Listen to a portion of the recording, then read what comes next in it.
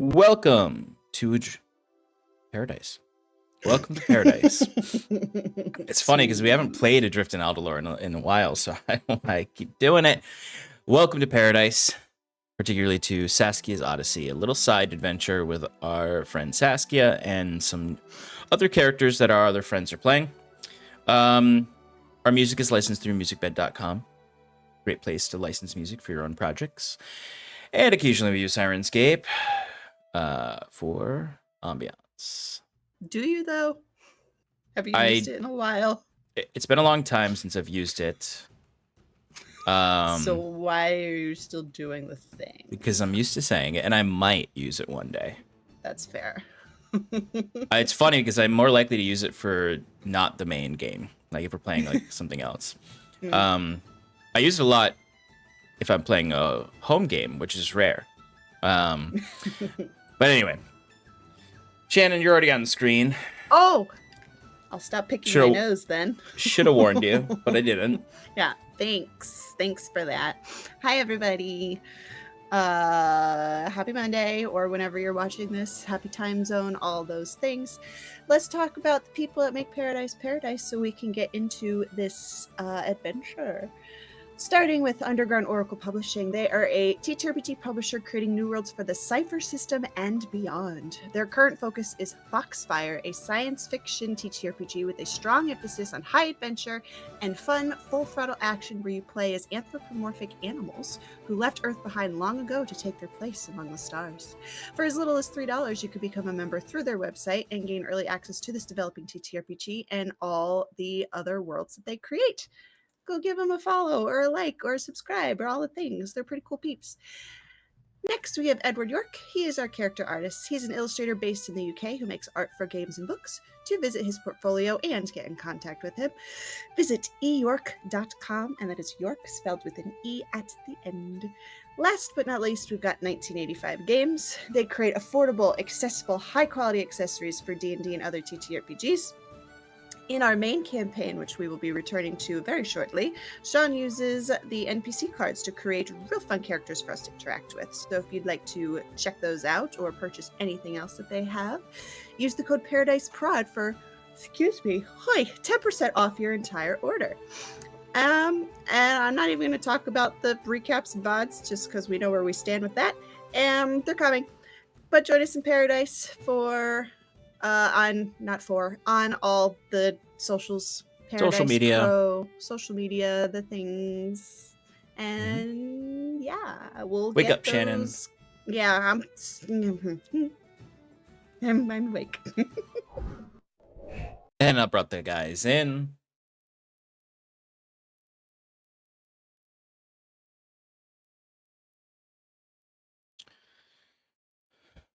Whoa.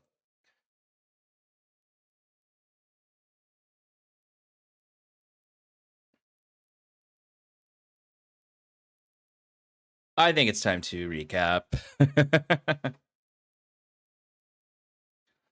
Last we left off, our party prepared for the next few days of travel to get to Nephrodala. Part of this was Giuseppe hatching a plan, or at least half a plan, to identify how to infiltrate the mega wagon, as I've been calling it, of the caravan, Estro's personal caravan with all of his trading riches on board. He utilized Damien, the young boy of the family that is in the wagon next to you all, specifically teaching him how to chase Simon, not his Gusteau's rat, to try to manipulate a plan to get him to show him the way, so to speak.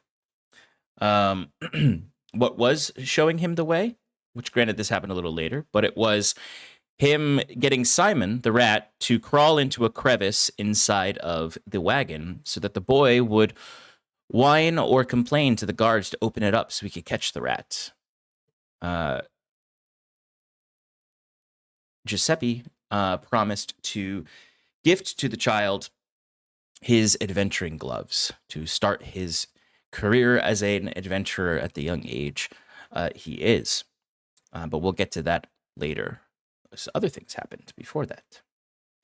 As you all set off, Clara and Saskia have a conversation about the fight that occurred, Clara being nearly kidnapped, although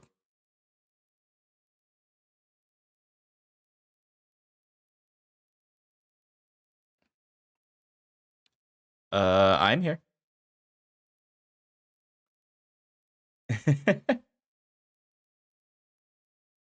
Okay. Well, it was all good on my end, so the stream was fine. Anyway, discussing the possible trauma of Clara being nearly kidnapped, which she sort of passes over by saying I was unconscious for most of it, so it's almost like it didn't happen. But this... Yes, she was unconscious for most of it.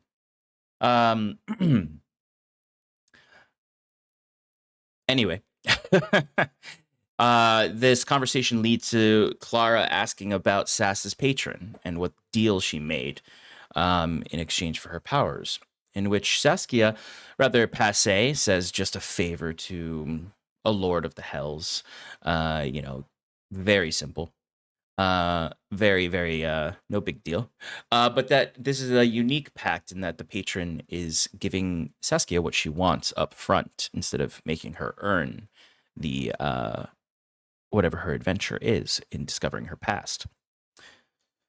This is, of course, concerning to Clara, but she does say to Saskia, at the very least, a warlock with a patron they can trust is a very dangerous and powerful thing indeed. But as you continue the journey, it gets colder and frigid with light snow in the muddy swamps of the outer areas of Nephrodala. And here's where Seppi finally gets Damien to sneak into the cart. Well, really not sneak, more so go up to the cart and complain long enough for the guards to show their hand.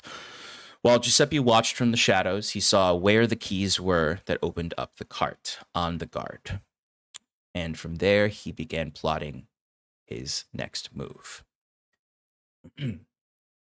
When you arrived in Nephrodala, you found an interesting town of sunken ruins mixed with different wooden bridges, making up a rather diverse town of beast folk of all sorts.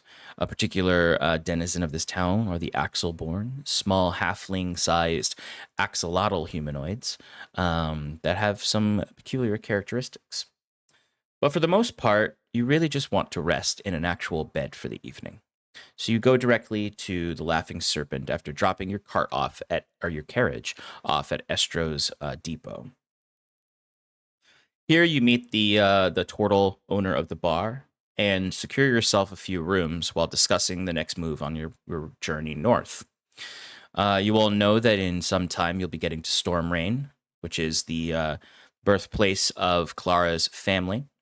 And you meet a peculiar Axelborn named Lollop. I forgot Lollop's name for a second. For some reason I wanted to say Waddle. Who is from our previous campaign.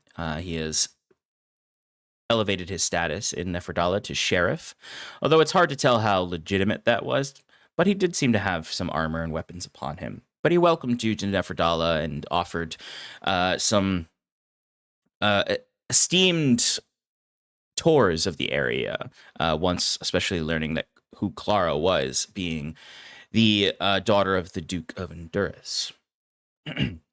But he let you all rest and relax, but you did hear about a particular interesting drink over at a different tavern called the Mud House.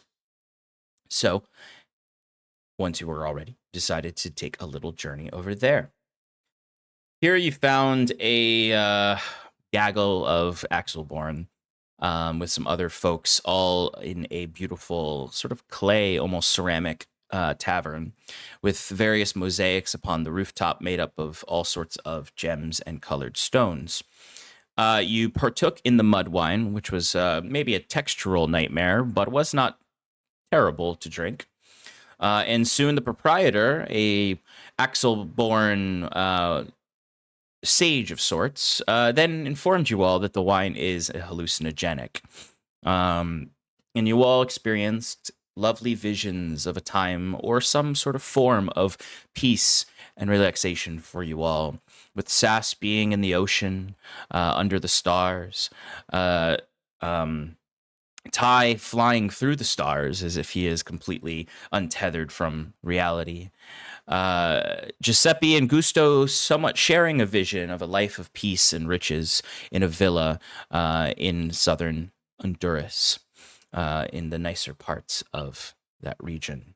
And Clara at peace with her family, reading with her mother in the library, her brothers sparring and dueling in the courtyard, her father watching dutifully. You awoke the next day feeling very refreshed, although a bit groggy, with some temporary HP from the mud wine, having not used your rooms at all in the Laughing Serpent. But nonetheless, you took off from there.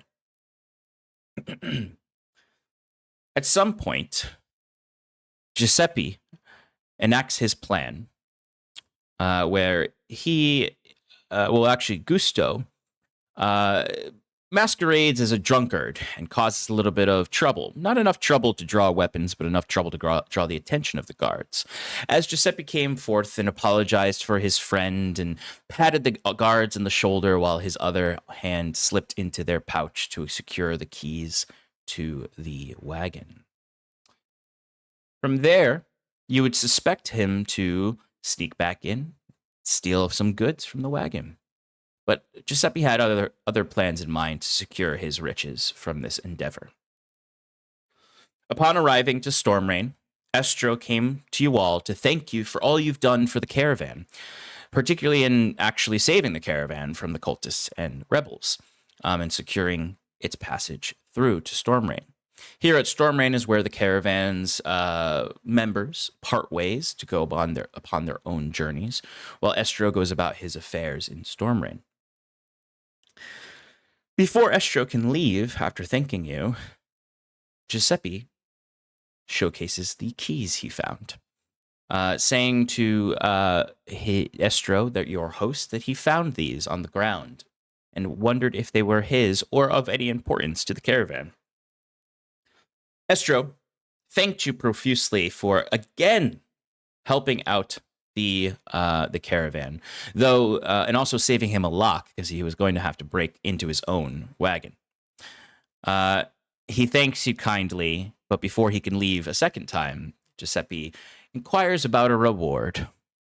Our friend Estro understands that you are heading north, and says that he can secure you water passage up the river, a cozy way to journey along the beautiful countryside of Honduras as you head to Tosaka, and that he would secure this passage for you free of charge as a reward.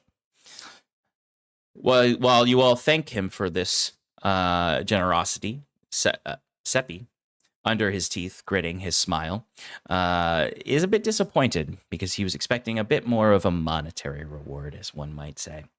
But nonetheless, it has helped you in saving some money and also securing a passage that is a little quicker than walking all the way north.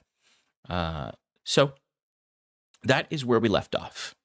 As you all stared up at the tiered city of Stormrain, with the outer city being really the main bustle of activity, and the fortress up above in the rocky cliffs of the Heathring Mountains, once a watch post for the Gap of Stormrain, watching for the marauding raids from the south. Now more of a peaceful location, given the 30-year-long peace between Farathris, the Beastlands, and Honduras. Though there are the many watchtowers that you can see along the Heathring Mountains, with only half of them or so being manned by a garrison, you now find yourselves hanging out in the outskirts, outside of the city walls, while Estro goes to secure passage with the boat captain that he knows. And this is where you are. The remnants of the caravan, many have already moved on, head into the city. Others are lingering around the mega wagon, kind of deciding what they're going to do next. Or you even see some, though, who are greeting family or friends who have met them here, hearing that they've returned to the city. It's quite crowded. Even though it is still winter, it's a rather temperate day. You are out of the wet, frigid swamps and into a more temperate climate. Although there is still some remnants of snow throughout the grounds, and the skies are still that dim light of the winter eclipse. What would you all like to do? Is there anything you'd like to do while you wait for your boat to be secured?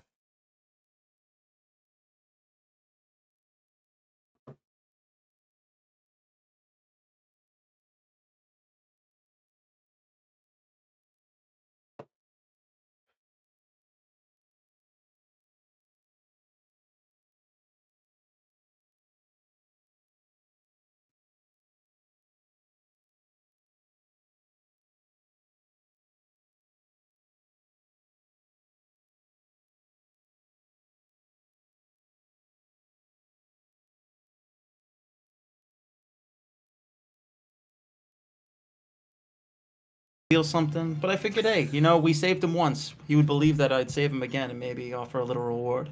Not the reward I was hoping for, but Sorry, you think that he should have rewarded you for your bad actions? well, he doesn't know that I took him. He thinks. Right, but it's not about what he thinks. It's about what you did, isn't it? Yeah, how do you sleep at night? Probably the similar way that he does, with all that luxury.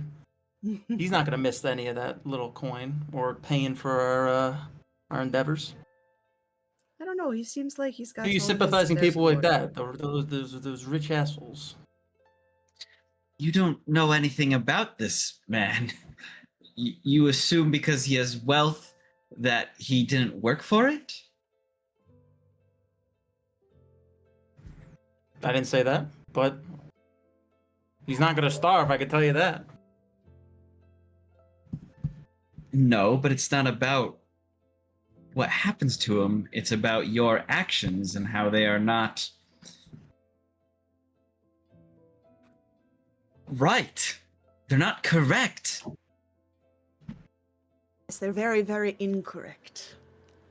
You think that what, he's in the wrong for having coin, but you're in the right for stealing from him, something that is against the law, and truthfully, I should report you to the guards. She says, gesturing to the, I imagine there's like two guards standing by the gate that just look like very bored and, like, ooh. Exactly, yeah. Like easily, Giuseppe could either outrun them or kill them. But Clara still seems to think that telling them would make a difference. And you see, like, as you kind of say that, I think it would be safe for me to say that Gusteau does pipe up a little bit and just, hey, you don't know what Giuseppe and I have been through. You don't know what our lives are like, or how we got here. Let's hold back on the judgments here. I am not judging your past in the least. I'm judging your present actions against someone who has done us no wrong. And how many times in your life, Clara, have you had to sleep out under the stars in the cold, not by your own choice? Well, and not part of your fancy-pantsy curriculum. Okay. Maybe I haven't. But that still doesn't excuse your actions. Well, you're free to go tell the guards. I'm sure that it'll be much easier to get to Tosaka without the passage that I suppose that we've been allotted. Yeah. You should be happy. Come on. I'm the one that should be pissed off. I missed off on a good score. you guys, now we all get a free ride, and that's safe. I don't understand. If it was about the free ride, I could have easily set that up, or Tygon could have.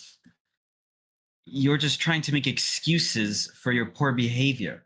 And quite frankly, I don't know if I'll stand for it. She said that. She goes, humph. All right. Jeez Louise. Yeah, I mean, I kind of get it, but like, I mean, definitely stealing's wrong, but he was just trying to be helpful. I mean, as long as he doesn't do it again, I think it should be okay.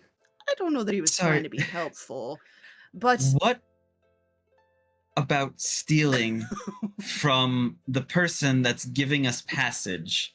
Sure, we're paying for it, but still, that has orchestrated it all, has hired guards, and sets up a communal food. How is stealing from him helpful? I'd like to venture a guess and say that it's a habit that they can't quite break. It's going to need a little bit more practice and self-restraint. Speaking as someone who used to steal food from tables, I still do it every once in a while, but now I pay for it. So, well, I only did it when people were finished. Like their scraps? Yeah. Oh. You see, Saskia, that spectral form of Ro comes out and corporealizes next to you. He just drops an arm on your shoulder with his chin on his hand. He's like, "Oh, well, if I only could imagine what you've done in your past." We'd all like to All right. know. All right. No, I'm not Let's- talking about that past in the last few years.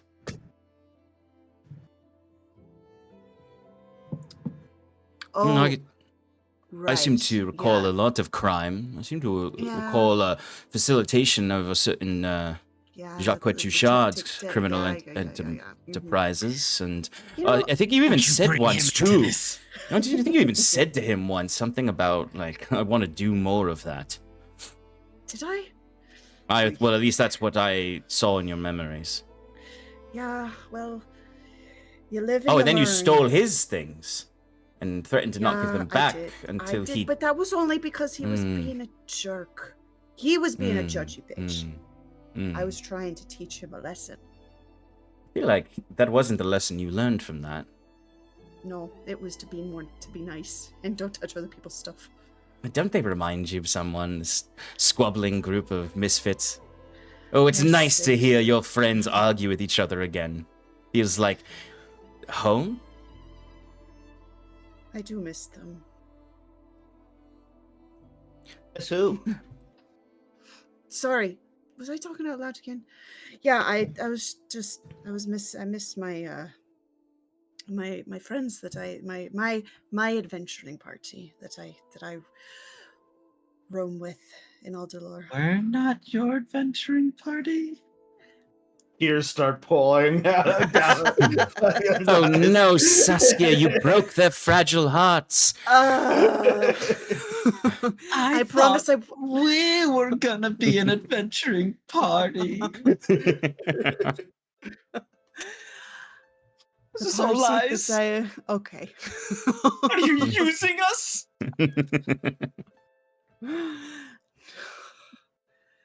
As I was saying before, Still my heart.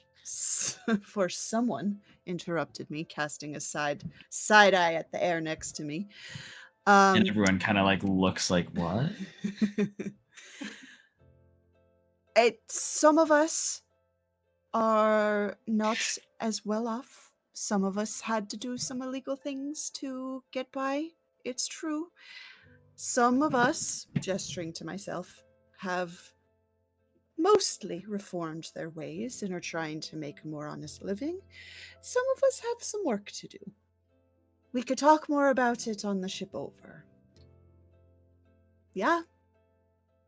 If it makes you any easier, I promise I'll keep my hands to myself until we separate ways in Tosaka. Huh? Sounds great. Thanks, Giuseppe. Clara raises one eyebrow, clearly not convinced, but does not push the matter further.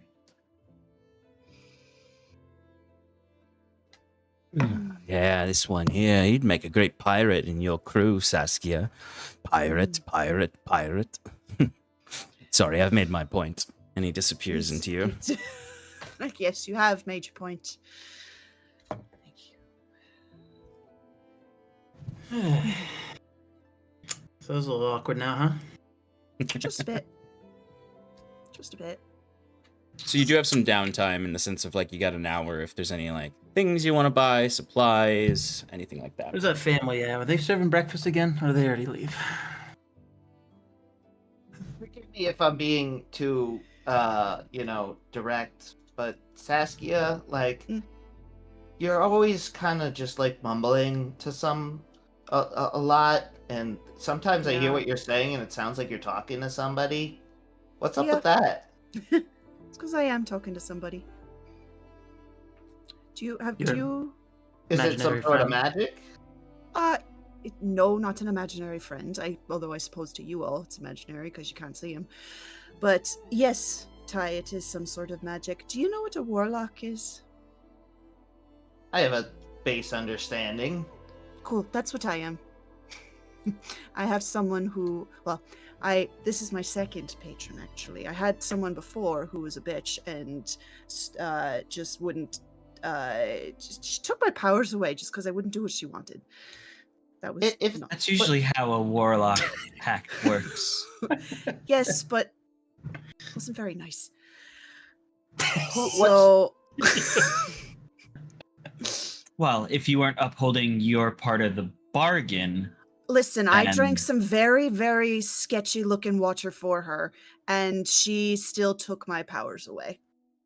So, yeah. Talk about not knowing what people have been through. Drink some disgusting shit. But can we trust them? I think so. They're not posing anyone any harm. Is your new guy making you drink shit? No, not yet anyway. Well, I guess that's a better patron then. He's actually been very forthcoming with our agreement. And forthright. That's what I wanted, I think. Forthcoming, yeah, that's not right.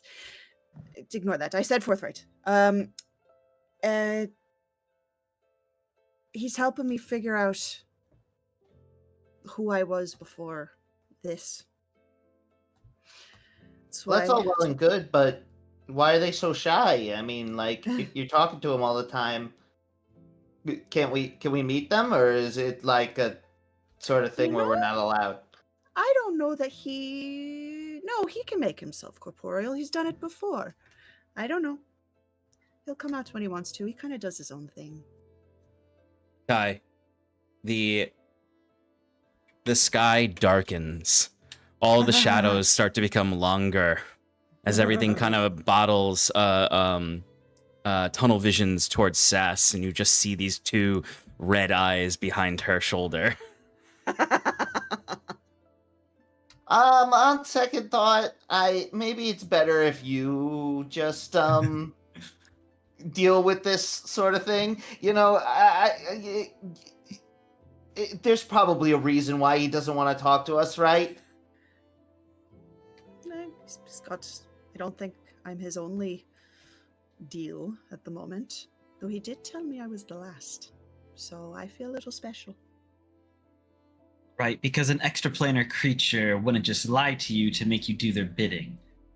Okay, Clara, you know what? I think you need a snack.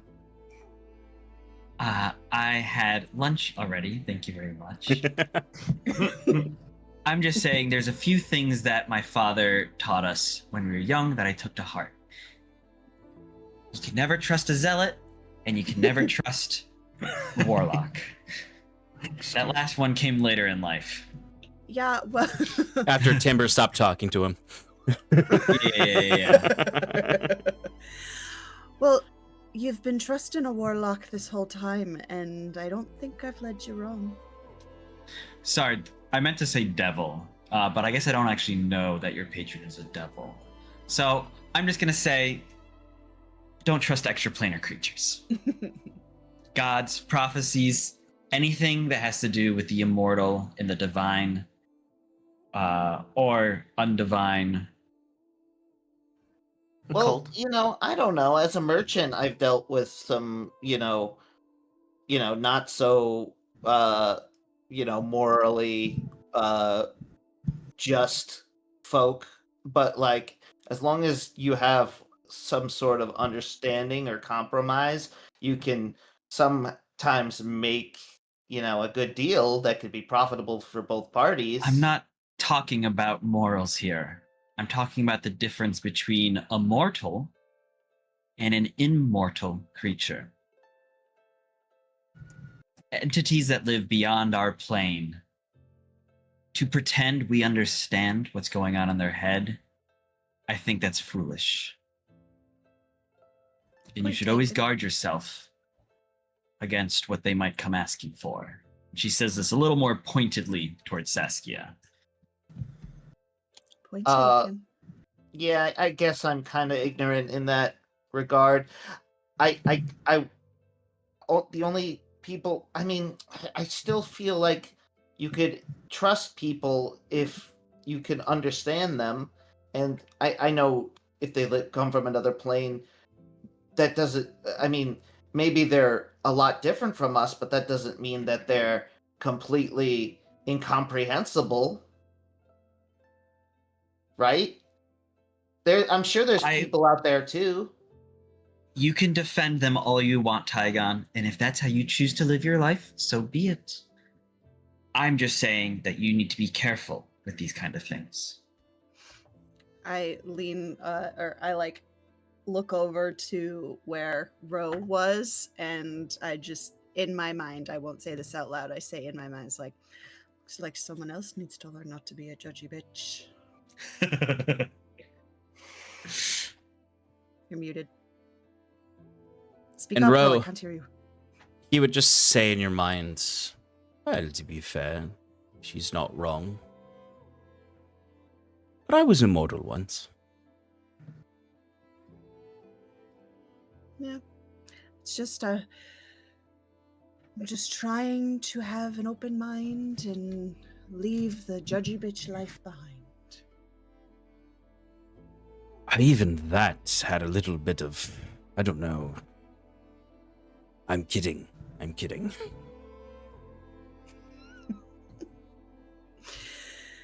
Right. How much further do we have? Getting a little antsy. Well, it'll be a couple days' journey up the Cern River, and then we'll be... Wait, does the Cern River border Tosaka? Or A Tosaka? tributary of the Cern River borders Tosaka. So it'll be a few days' journey upriver, and then we'll be at your old home. Do you think? And yours too, she says, looking at Giuseppe and Gusteau. Yes. Where your parents are buried, correct? Yeah. Well, if nothing else, I can respect your tribute to them in returning for the ceremony. Clara, do you think on the way there you could tell me or tell us a little bit about this area? I would be honored to. Yeah, of course. It was part of my studies before the Mistra Arcanum. Symptom, whatever. Mistra Arcanum. Of course. Yeah, Mistra Arcanum. I'd like to hear about that too. Drilled into me by my father. Every region, every city, every town, their major imports and exports, demographics, voting rights, Okay, who the local we don't need to aldermen go were. Quite that deep, but I would like to hear, your opinion of it and what you find beautiful about it, and I really would like to hear more about your schooling, your studies. Of course. I would be happy to oblige. Thank you.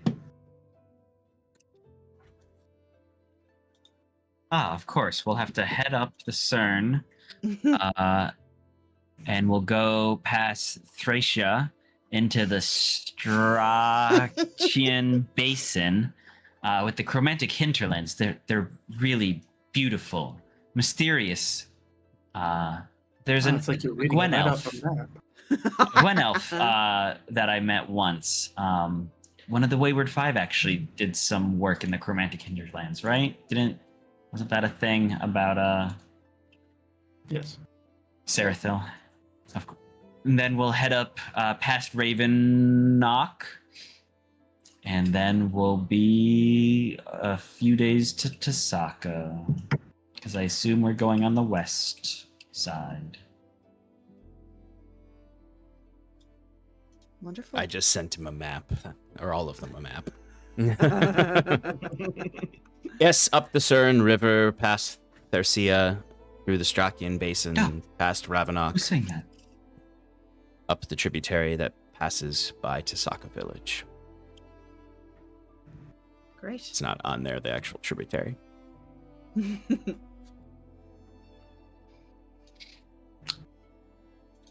But you have like at least an hour until Estro returns with your information. So yeah, I truly, if you want to buy anything like health potions or anything like that, you can. I was just gonna say, I'd like to buy I a got few no of those, coin. please. Same. What'd you say, Sass? A couple health potions. What do we got? What flavors? You are in a Hey. major city. You can buy any health potion you can afford. Excellent. Hey, Sean, could the daughter of the Duke requisition some supplies? Of course. Cool. In the ancestral home of your father, of course. All right, cool. I would like a Vorpal sword. Is that kosher or? No, they keep those tight. That's fair. Yeah, I mean, instead of having Sass spend her coin, Clara will be like, it's not stealing, but I can get us some free supplies. This is, after all, my homeland. Oh, that would be very kind. Thank you, Clara. Is there anything specifically anyone needs that I can get for them? Like health potions, maybe a superior one. Not superior, greater. I mean, if you got a superior, great, but We'll see what the storehouses supply. Do they have any like telemary sea algae? I don't know, but I will 100% check for you, Tygon. Appreciate that. My supplies are running low. I can't have that. But you could definitely secure greater healing potions. How many? If you wanted, you can get one for each person. Cool, we'll do that. Okay. thank you. Cool. Thank Thank you you. very much. Sorry, no sea algae, Tygon, but maybe one of the ships will have what we're looking for. That's all right. Looking for. I suppose. I mean, this is much more. Peace of mind in battle is much more important than my proclivities, and you can see that he's like kind of sweating. You think they got any bundles of some unique arrows in there? But of course, I'm sure we've got some mighty fine arrows of kill anything as long as you hit them. Dang, your father must be one powerful guy. Well, not just my father, but the whole of Untduris comes together to provide when its people's needs are at their highest. After all, we did fight off the invasion of the Quintarchy with half their strength. Or something, I don't know. I forget the specifics. I'll just pull a Tim and start making things up. Yeah, right. Clara, go ahead and roll me just a d20. Okay. 17. Okay. You can secure for Seppi. Not an arrow of slaying all enemies. But Oh, that's right. They're in use right now. My apologies. Yeah, they're using them at the garrisons. But I would say a cluster of 5 arrows with a elemental infusion of your choosing for the 5. So they would deal an extra D of the bow you're shooting in that elemental damage.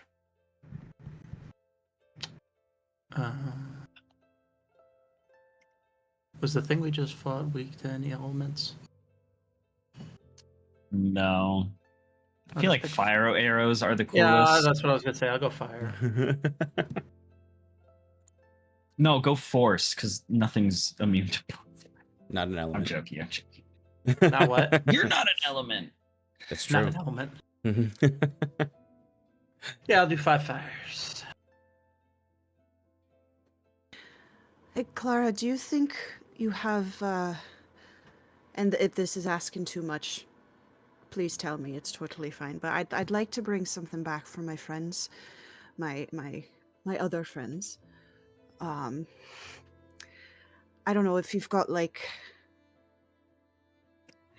seems, it's gonna sound weird when I say it, but like gems.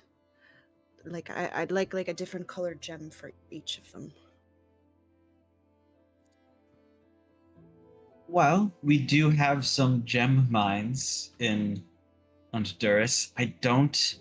Those aren't kept in the storehouse. We would have to go up to the keep, and she points up to the Stormrain castle that's, up, right? It's like up in the mountain. Yeah. Yep. I don't know if we really have time for that. Yeah, but no, that's the area of Tosaka, I'm sure you can find something there. Okay. That might have more meaning for both you and them. Yeah, that sounds like a plan. I don't want to come back empty-handed. I kind of just fucked off and didn't really, Well, if you come tell back them with I was these leaving. memories that you've lost, maybe that will be enough for them. For most of them. One of them, I don't think so. Oh. Well, who knows? Maybe he's changed. She gives you a little wink, and all of a sudden she's got a mustache that's or whiskers that are curled. Can you imagine if it's this entire time Jacquette has just been I've been here casting the whole seeming on on the whole party? Oh my This is just the God. party. They've been here the whole time. But sure enough, you can get these supplies and eat up the rest of the time before Estro would return with a human man who's wearing very utilitarian clothes. He's got breeches held up by suspenders, very simple tunic underneath. He has balding brown hair with a mustache that connects to mutton chops. As he just has his kind of like sun-tanned arms crossed as he's standing behind Estro. Estro comes up and says, "Well, I have secured your passage north. Introducing Captain who will be bringing you along. This is AJ, as I like to call him. But this is Albrecht." And the man just kind of like gives out like a big spit onto the ground that is like brown from probably chewing tobacco that he has in his mouth. as he just looks at you all and says, "Well, welcome. I'm doing a big favor to Estro here, but not the first that I've passaged up north. We'll have to travel a day to get to the small port and dock that my boat is on. It's lucky that you all got here now. I was going to be leaving very soon. But welcome aboard. Almost like you my could vessel." say the fates aligned. Clara says, looking to Tygon like a little like, huh? I thought Yeah, you didn't he believe just in smiles like, Well, you can't deny when it happens. Thank you very much, Captain. We are very grateful for this this favor, this passage, and I'm a sailor myself. So if you have any need of anything aboard your vessel, happy to be of use. He looks you up and down and goes, how good are you at rowing? Rowing? Rowing. Can hold my own. Can hold my own. All right. I haven't done it in a while, but All right. Well, that's not something we all have to do, is it? See, given my stature, it's a little hard for me. I have small arms. he smiles big, and he looks at you and then looks at Ty, and he's like, "Two of you could do the same, rower." Sounds like fun.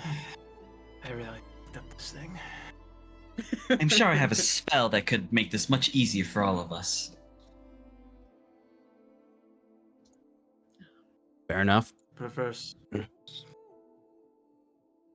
Well, see to any business you got left here. I'm leaving very shortly. About 15 minutes before our small little party heads northeast. wonderful. All right. I got nothing I need to do. Yep, I'm good to go. I don't either. Same. All right. So in 15 minutes, you join up with Albrecht and his. He has a few crew members with him, and they're walking on foot. So it'll take a couple hours of travel, but it's midday, so you'll get there before the sun sets and before it gets too dark, so you can leave on the same day. Traveling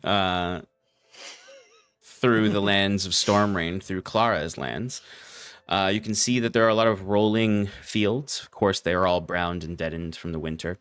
The Stormrain Southern Endurance is a bit more of a dry area, so there's not as much snow lingering on the ground.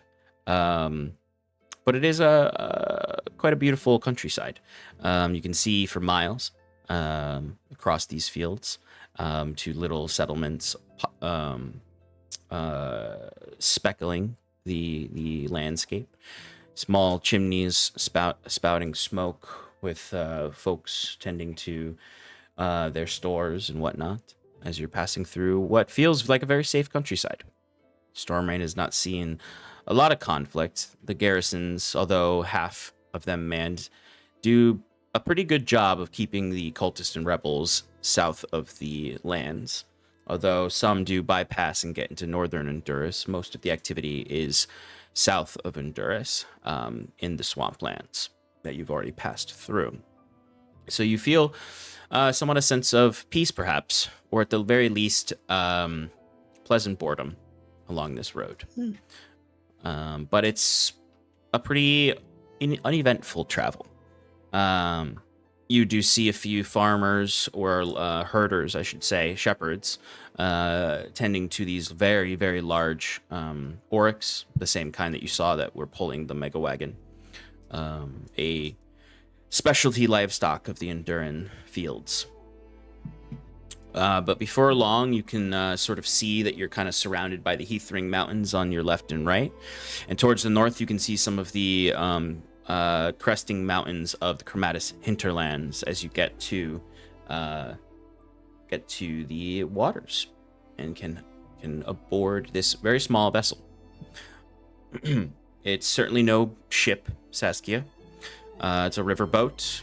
It has modest sails when convenient, but also long rows of oars that can be put into the river to get upstream, heading towards Honduras proper.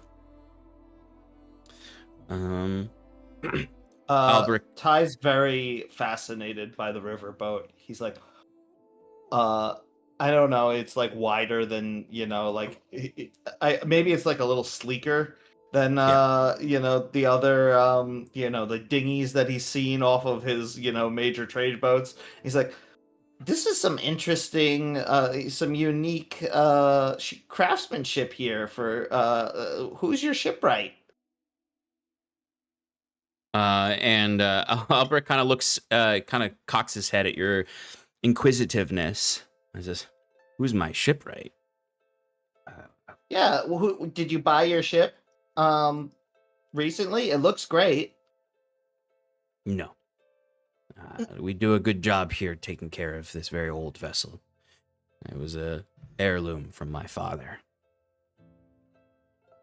Oh, do you know if he built it himself? I suppose, possibly, or with some help from others. He's a very communal man, cared a lot about people and community, but didn't know him very well. Passed away when That's I was fair. a young boy.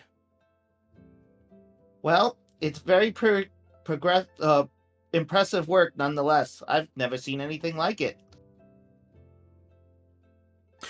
Appreciate it, little fella. What's your name, by the way? I didn't get any of your names, actually. I'm Ty. Pleasure to meet you, Ty. Hope that you enjoy your travels with us. Thanks, I'm sure I will. You can call me Lil Seppi, short for Giuseppe. And Hot Lips over there is Gusteau. Yeah, and you just see like Gusteau is doing like what can only be called a like mock inspection of the ship. He's just sort of like kicking like the side of it, being like, "Yeah, it's pretty good." Like, that's solid. Oh yeah. My name is Saskia. And I'm Clara. Okay, sorry, Clara. No, you go. My name That's is Clara. I'm Saskia.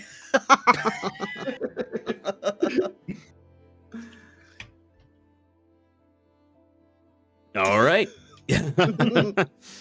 Pleasure to meet you, Saskia Clara. So we tend to stop a little bit earlier, especially if it's nice out. Tradition of my father is to enjoy the scenery, enjoy the nature of it all. But we should be there quickly. Bandits or danger along the route? Well, there's always danger no matter where you go. There's a lot of recovery still happening in Gwenvalier from the old times. Most of the banditry doesn't really get past Stormrain Castle, though it's not unheard of to encounter a few bandits here and there. The real dangers on this path is the eastern shores of this side of the Cern River. We don't tend to respect the Chromatis hinterlands, don't set foot on it. We always rest for the evening on the western shores. It's very dangerous hinterlands there. Strange things at night, but so long as you don't step foot on those shores, you tend to be able to stay safe. There's some unstable magic that claims those lands. There's been many endeavors to stabilize it. There's also a not a small contingency that believes that it should be left to its own nature and its own path and future and fate.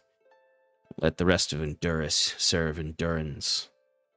Leave the Chromatis hinterlands to the past, they say.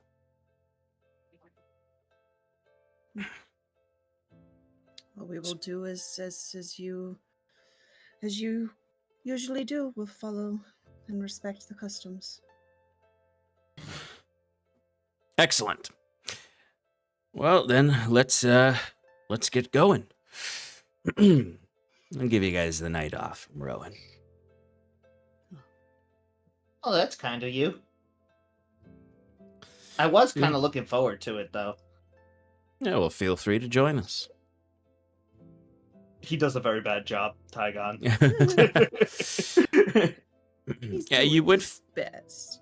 you would find that this boat is sleek and beautiful and well crafted, but also entwined with these effigies, these pieces of nature that are, for those of you inclined towards magic, really only maintainable on a constructed vessel through druidic magic. There are twined vines along certain areas that almost seem like they're securing rigging. There is plant life on this ship. There are flowers and little like woven decorations throughout, particularly once you go inside of the main cabin, where it would be where there's many hanging vines, flowers, and an abundance of.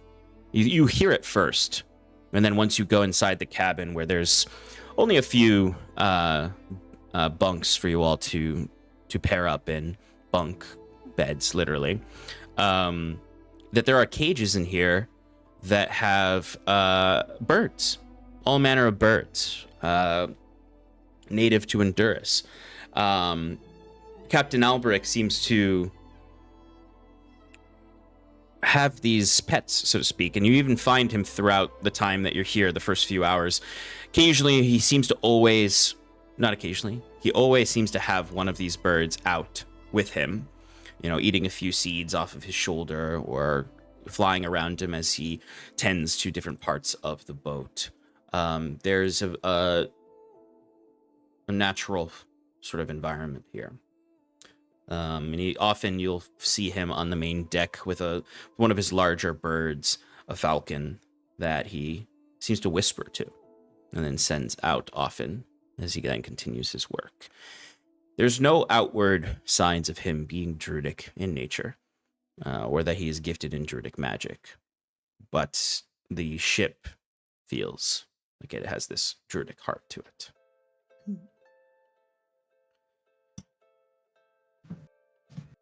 What you? Go ahead. Yeah, I was just gonna say Tygon would probably try and poke around about all the birds and stuff like that. Like, not necessarily like just ask him about talk to the sea captain about his charters, how he likes to navigate. If there's any good survival tips, he'll like share some of his own knowledge and see if they have any other like ways to reciprocate. And then if he gets a chance, he might even cast Speak with Animals and ask the birds like how they're doing today. When you would happy, stuff like that. they would try and be be friendly. Yeah, when you're talking to him and as you're kind of like following him around, discussing sort of ships and boats, the differences between a river vessel and a sea vessel, you would hear that he does speak Druidic to these birds. And when you cast Speak with Animals, the birds are just overjoyed to talk with you. Nothing complex comes from them. It's mainly affirmations of whatever their emotions are. So it's not a lot of like, oh, hello, how are you? It's more like, this one feels happy. This one feels joyful. And they talk that way. They say this one. They don't have names. They don't speak like humanoids, speak like Alma. They have their own spirit to them, it seems. This one's favorite is the red berries. This one likes the nuts. And that one kind of just doesn't care. He'll just eat anything. Watch your fingers around that one. As you just see this like this this raven that is just literally pulling splinters of wood off of the ship itself. Well, if you all don't mind, I think I'm gonna take an early night. We're coming up on something potentially life-altering, but I don't know. I'm preparing to be disappointed, and I think I'd like to be rested, just in case. Why prepare for I mean, I guess you should prepare for the worst case scenarios, but it might not be all so bad. Oh yeah, no, I'm hoping that it's going to be very enlightening and positive, but it might not be. So I just wanna have my wits about me. If nothing else, knowledge is power. I mean, you're pretty tough, Saskia. I'm sure whatever happens, you'll be ready for it. I appreciate that, Ty. Sleep well. Thank you. I'll be on the top bunk over here if anybody needs me.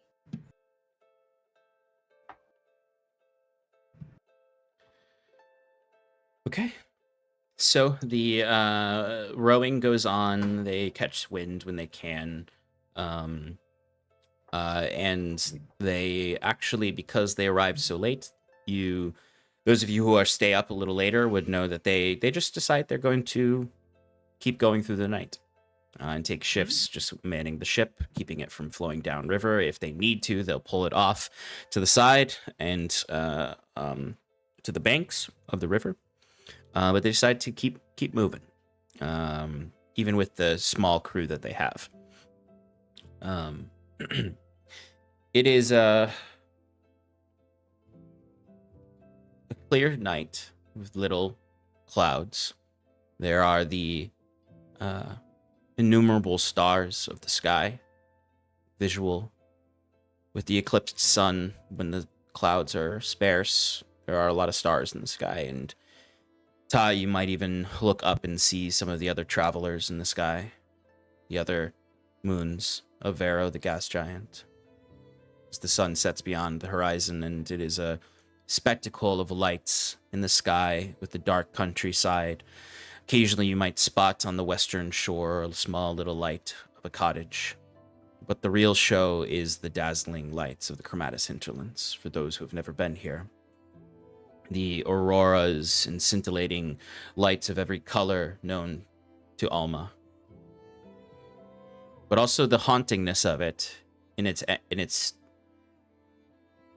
quiet,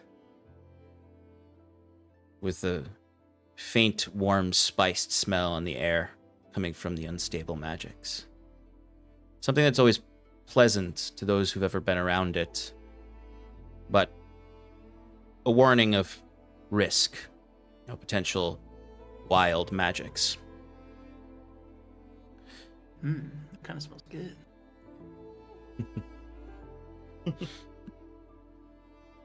And those of you who are awake could almost swear you hear music on the eastern shore. A ringing sound that sounds like an orchestra tuning itself. It's alluring, even, as you look out into the Paradice hinterlands. Almost like this wild land is calling to you, despite the warnings. But it's easy enough to shake off, as you all find your way to your own bunks for the evening.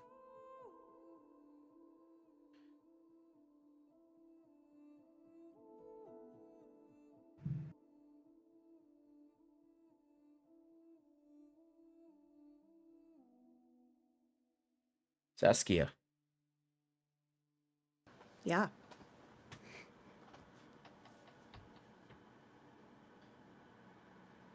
In your dreams on this evening, you awake in the water. Can't tell if you're on the river or you're in the sea. The lights of the stars and the chromatis interlands, or what you think could be the chromatis interlands, cascade through the water. It's dark.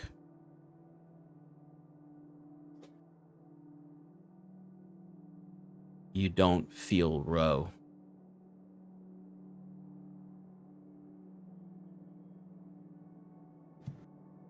This is weird. Can I see anything other than the lights? So you look around looking for something. You can see it's rather shallow. Well, as shallow as a river can be, making you feel confident you're in the waters of the river. You actually feel a little bit of a flow. But there's none of that seagrass. There's the silt and the rocks. The gunk of the river catching on the rocks. And in some of that gunk, you see a little dim light. Something burlesque.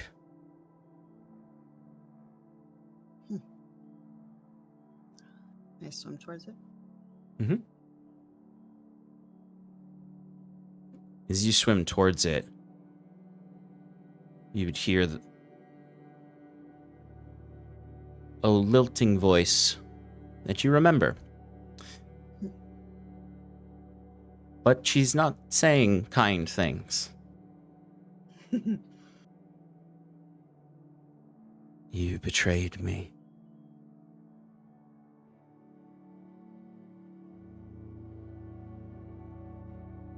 Gave up everything we worked for.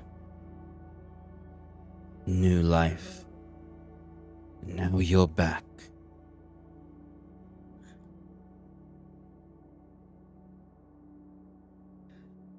You couldn't let go. You couldn't let go.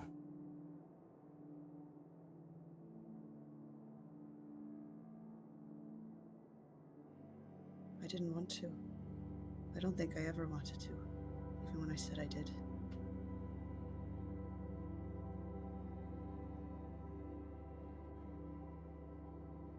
How are you here? As much as he thinks he's a god, he isn't. Ro?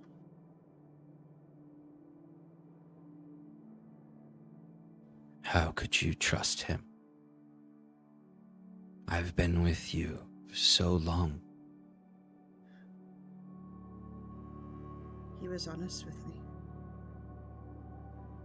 Right away. You weren't.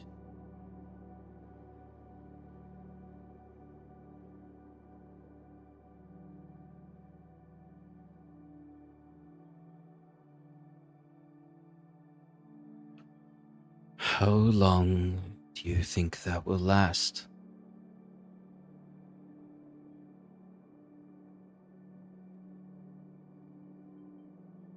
Trusting that it's gonna be for a while, if not forever.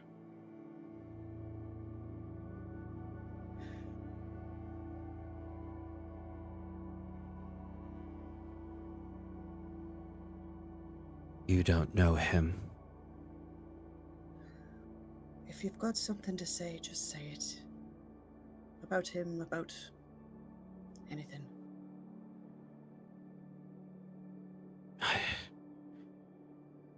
I've been imprisoned.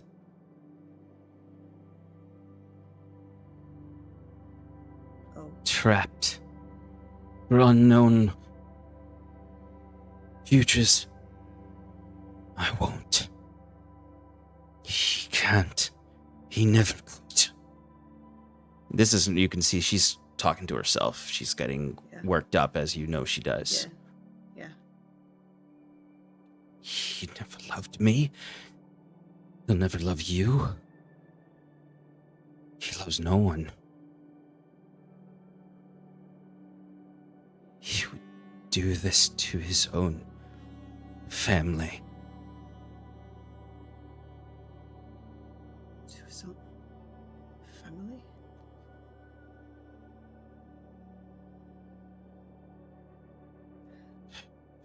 Did you know him? I was wrong for helping you when you were a scared girl. You weren't the right one. I chose wrong. I chose wrong. Well, then I chose right to leave you.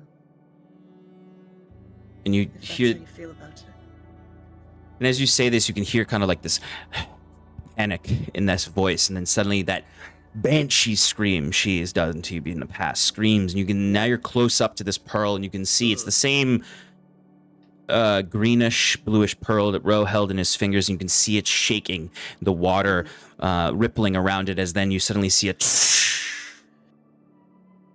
crack is made in it. Oh dear.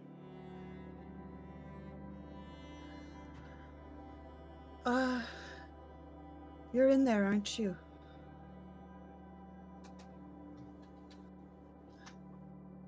I don't know. That's. I have a feeling that you shouldn't come out. I had been like reaching my hand for it, but now I kind of like I just take it back. And then you hear that kind of like manic laugh come from her. You've always been a stupid girl. A stupid little girl who can't keep anyone. You'll always be alone. The lights all fade from the sky.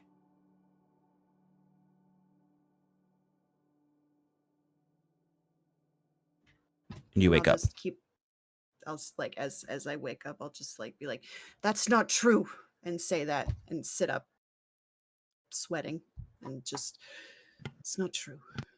In the quiet of the night, as you say that, you would just hear the light whisper, "I will avenge. I didn't. You cut out there. What'd you? I will have my revenge." I'll be ready for you, bitch. It's not true.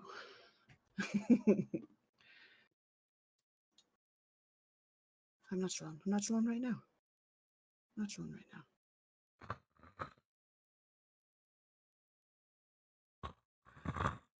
As you hear the snoring of Giuseppe. Yeah.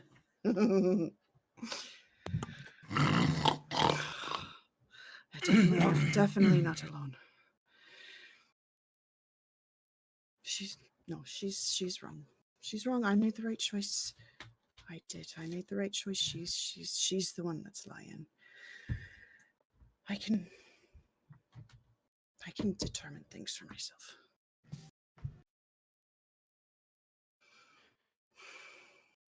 And slowly, you can get back to sleep. Though perhaps tossing and turning. For sure. You would all awake the next day to a deeply overcast and gloomy sky with lightning in the distances. Ooh. That don't look too good. How did everyone sleep? Not my preferred bed, but I didn't wake up throughout the night, so I'll call that a win. Yeah, Definitely the sway restored. of the river was nice. Reminded me of, trading days. Much smoother than, that stupid cart. It's quite smooth, yeah.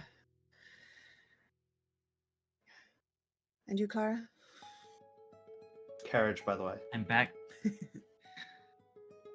I'm back in Honduras. Of course, it was a good night's sleep. Good. I'm glad. You? Had a bit of a nightmare, but it wasn't true, so it's fine. Well, they say that our dreams, some kind of connection with some of the outer planes sometimes. There's a whole realm of dreams, supposedly. Isn't there now? Well, Yeah, this was. It's one I've had before, so it wasn't wasn't a strange dream, just not welcome. But it's over, and we're back on our journey. Yeah, you shouldn't worry about it. You know, dreams aren't real. You should be worrying about what's happening here. Yeah. Well, you know, they Okay. say there are some creatures that can actually invade your dreams. I've never quite experienced dangerous. that. That sounds sick. Sure. Have you ever experienced a dragon before?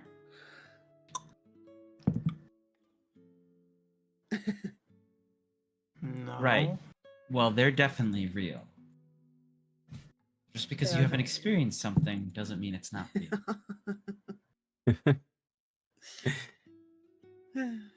And Albrecht would kind of come in and see you all hanging out there and say, we're in for a choppy day. So if you can lend a hand when we ask, it would be appreciated. Of course. I'm quite good with the rigging. Well, there's a Turns out I storm don't do have what passing. a for this. I'll What'd do you what say? I can, but I might be, more help magically if you need somebody who can control the winds. Oh, we'll take anything. We don't reject magical aid. Good.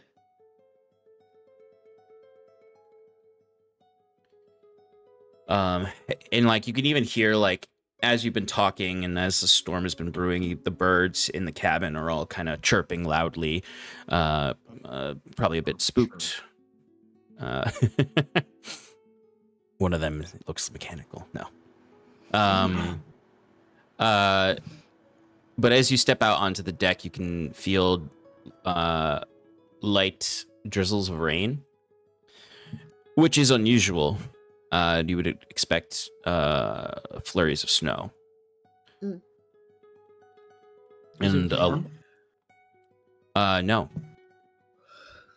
I mean, it's not freezing, but it is like it's not like in the teens or anything, but it's certainly in cold enough that you'd expect snow and not rain. Do I get the sense that this is her doing? This does remind you of the brand of magic you were starting to develop under her guidance. Mhm. Yeah, and that was my next question. I used to, when I was contracted with her, I would feel the power of the storm coming and feel powerful with the lightning magic. Is that still a thing or no? No, if anything, you feel dread. Right. Let's go. Let's get through this, yeah? Trying to sound a lot braver than I feel. Loud clap of thunder after that, as the rain begins to drop much heavier. It's like that sudden onset of a downpour. As the clouds all darken to this murky gray, dark gray with those tinges of green of those really, really long and strong storms as the wind begins to whip around erratically. The waters of the river choppy as the boat kind of against the flow of the river, bouncing.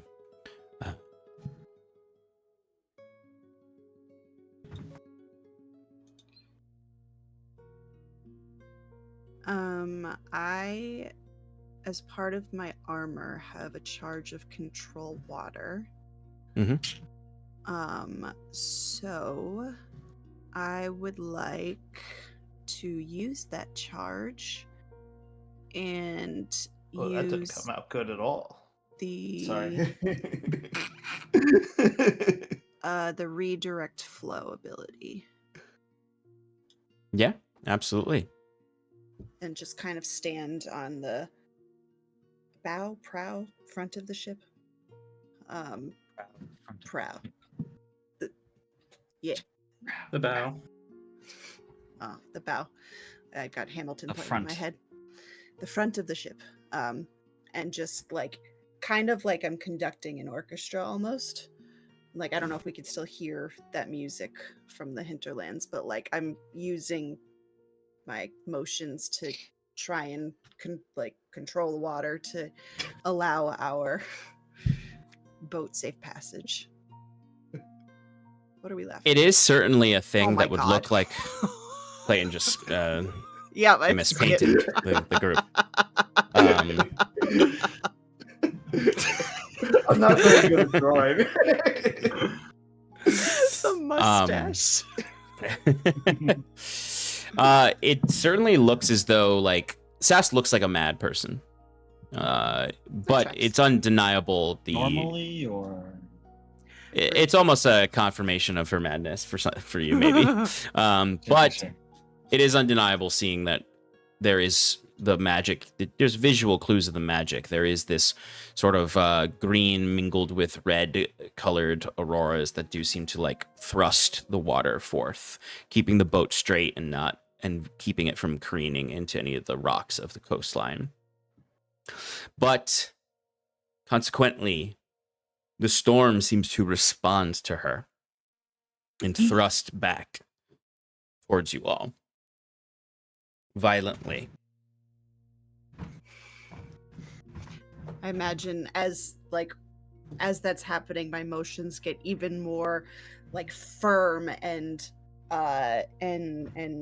wild, and just kind of like gritting my teeth and saying, "Stop.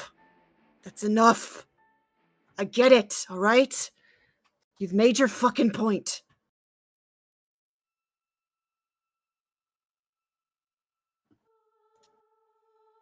The storm quiets when she says this. But it feels more like you're in the eye of a storm. You still see the trees whipping violently on the coastlines. You still see dark, ominous clouds in the sky. But where you are suddenly is still. Like you're not even moving in the water.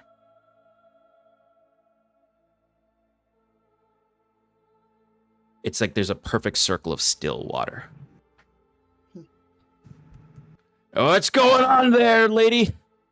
Albrecht says from as he like literally like throws someone off of a rower and looks to someone else, the strongest of his crew, and they start rowing.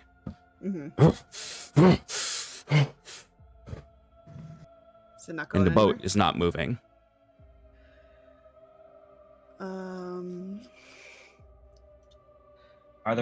Are we in the bay or whatever it was? The Strakian Bay? Yeah. Or basin? Yes, I would say so. Because it's a wide enough, like you've basically Sass has gotten you there. And now you're in a wide enough water where it's more like you're in a lake. Are there any like local legends about creatures here or supernatural? Nothing like this. There are abundant stories of supernaturalism in this area due to the nature of the Chromatis hinterlands. So that's your first thought, Clara, of like, we've been hit by wild magic somehow. Like, this is wild magic. Right. Is this some kind of wild magic surge? No, I know what this is. She's trying to stop me from getting to Tosaka. Who? You can't stop it. I mean, you literally just did, but you can't. We're gonna find a way. Let us pass. Saskia, who are you talking to? I'll tell you in a minute. Hang on. Let us pass. Does it do anything? You all would feel the vessel begin to creak. The wood of it almost feeling like there's pressure being placed upon it. What do you need? My crazy could. Sorry, go ahead. Okay, Mike. Sorry. Go ahead, Mike. I'm crazy. There's just something grabbing us from underneath. Whatever you're doing, do it fast. Do you want to be let out of that fucking pearl? Is that it? Seppi, you run to the edge of the ship and you look, and very slowly the ship is sinking. I'm not a good swimmer. Shit. Did I dive in? Check it out? Ty, no. Ty, yes. No. No. Stay on the ship. We need to do something. I'm thinking. I'm trying to think. I can. I know it's not a combat scenario, but it says as an action on your turn, you can repeat an effect because this is concentration up to 10 minutes. So instead of redirecting the flow, can I do flood and try and get the water to rise so that we can start moving again? Yeah, give me a charisma roll. Okay, just straight charisma. Yep. 13. The flooding starts to bring the ship up, and you are definitely in the same way you're combating the storm. You're keeping the ship afloat. But now you all feel the rain start to pour down on you again. And Ty and Seppi, who are looking off the side of the ship, you notice a shifting in the water. It's not pulling you down in that very, like, something literally grabbing the bottom and dragging. You see the river is reversing, but then you look and you say, that's not going upstream into the lake. That is churning as slowly a whirlpool is beginning to form underneath the ship.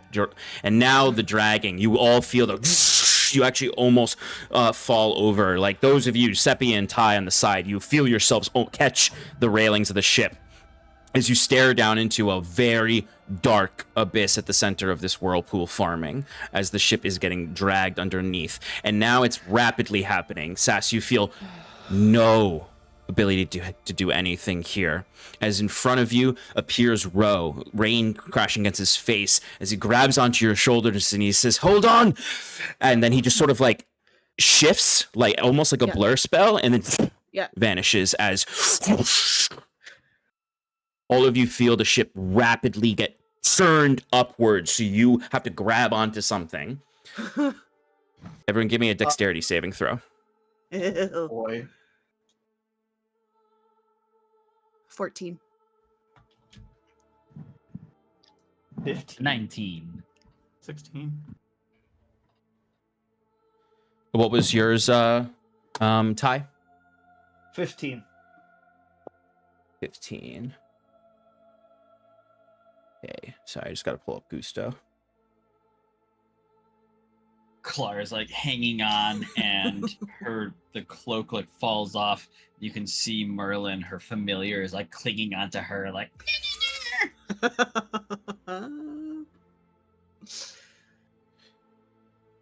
As the ship is kind of careening in this way, you can see sort of like the wind flies open the doors and any shutters to the cabin as all of the birds flutter out, released from their cages, as Albrecht is holding on to the side of the ship. It's like, what the hell is happening here? As those of you who got less than an 18. Shit. Ooh. You do grab, no, it's everybody but Clara and Gusteau, actually. Oh, Clara, okay. Clara and Gusteau both see Sass is like holding on to this rigging, and there's the wind almost seems like it thrusts a billow into her as she just can't help but let go as she's into the water. Ty, you are scrambling to grab onto something, but it's just there's nothing that you don't have proper fingers. As you feel your hands kind of slap against the deck, as you then feel yourself bounce and fall off the ship to join Saskia. Seppi, I just I'm being pinballed inside of it. And I finally get launched out. Yeah, Giuseppe gets like hit to one railing, hit to another. For a moment, he hits the cabin and thinks he's safe with the verticality of it, but then it's just like a gust of wind flips him over, and he sort of hits the roof of the cabin a few times before splashing into the water. Clara, you look across and see Gusteau holding on to the railing as you're also holding on to the opposite railing as you kind of look to each other like, he's looking at you like, what do we do?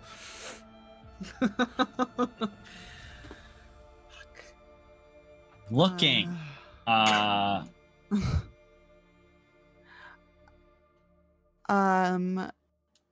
to see what happens. Choice within range. Is this Can I like see- an initiative thing, or like is there stuff I could do? Those of you who fell in the water, you feel it churning all around you, like you're being beat around by different currents, like nothing a lake or river should be doing, even in the most violent storms. Like, this is the power of the sea. Ty, your mind can only go to the Saranac.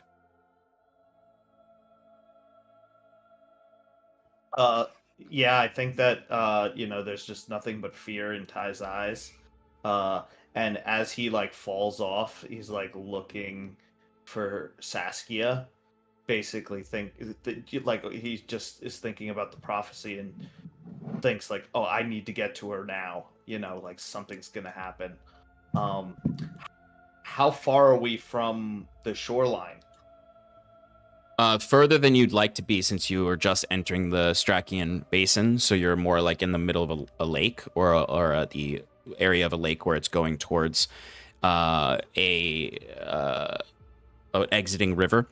But when you find Saskia, and Saskia, what are you kind of like thinking? How are you, like, as you fall and feel yourself plummeting around, what's going through your mind? Yeah. First thing that's going through my mind, can I see anybody else that's fallen off? You can The see ship. Ty. You can see Okay. Ty, and then shortly after you spot Ty, you see just like Yeah. falling and like going deep is our friend. Sinking like a stone. Okay. Ty, can you breathe underwater? Yes, I think so. Okay. So then, my first instinct. I could breathe for like an hour up right. underwater. All right. So what I'm gonna do not forever. is I can and I see have a them. swim speed. Okay. I'm going to use on myself and on those two. I have water breathing, so I want to use that on both of them so that we can breathe underwater. And then my second thought is I'm looking for that pearl to see if that's anywhere. Yeah, that's the second thing. That's after everybody's breathing, where's the pearl? Yeah, you look, and you can see it. It's at the base of where you are. You'd have to swim towards it if you were to get close to it, but you can see a little shining light at the bottom.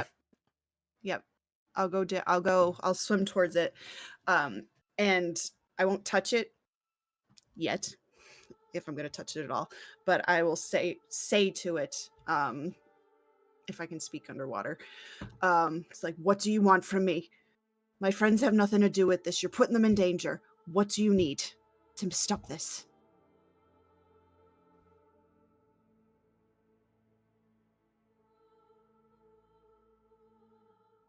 It almost feels like the water calms for a moment as she would respond.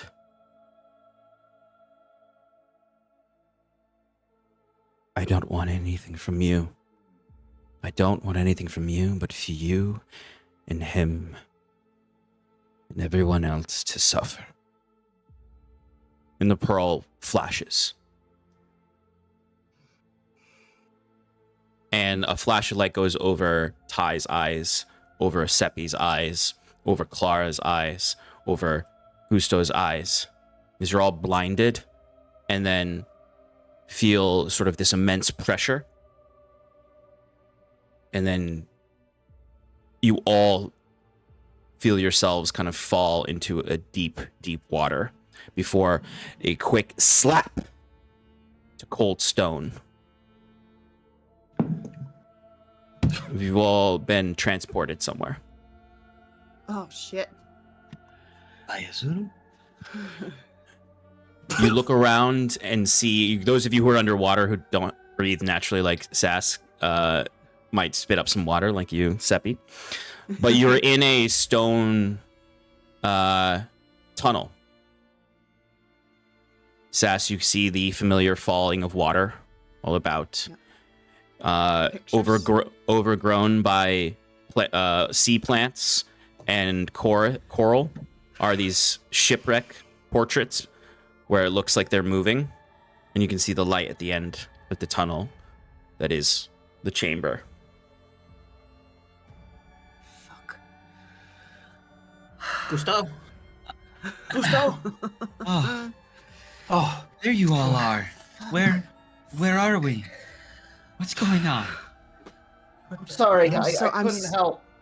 No, I should've- no. This you. I had magic. I didn't use it in Ty, time. you I have was. nothing to apologize for. Nothing.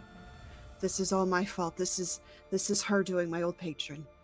She's pissed, and she dragged you all into this. But what the hell Old does she want with patron. us? Yeah. Do you know anything about her? But then that she's a bitch. Where she's from? That's not helpful. I know it's not helpful. She's. All I know is that she lives in the water. I've seen this place before, but I don't know what it means. I've seen this before. I've had a vision. She's given me this vision. Do But you think this is her lair? Yeah. Now that you mention it, it might be, yeah. I'm so sorry. So, we're supposed to fight your ex-patron in their lair. I'm not asking you to do anything. You could also. Okay, I'm sure I have a spell for this. I'm sure I have something for this. You can Claire stay says here. she starts to flip through her wizard's book. Hurt? No? Okay. Could I possibly take out my lantern of revealing, and just shine a light in the, down the pathway? It just reveals invisible creatures and objects, if possible. Yeah, you could definitely do that. Yeah, I'm typically just using it as a regular lantern, but you know. What you would see are some spectral apparitions hovering around these paintings of shipwrecks. They almost seem to be like peeling off of it like smoke. That look like sort of like it's just sort of this gush of like an Alma humanoid like face, like spirits are gushing from these paintings. You said there's a light at the end. Yes. Okay. There's a low green light that comes from the sanctum. Okay. Have a traveler protect us. As I reach out and I touch the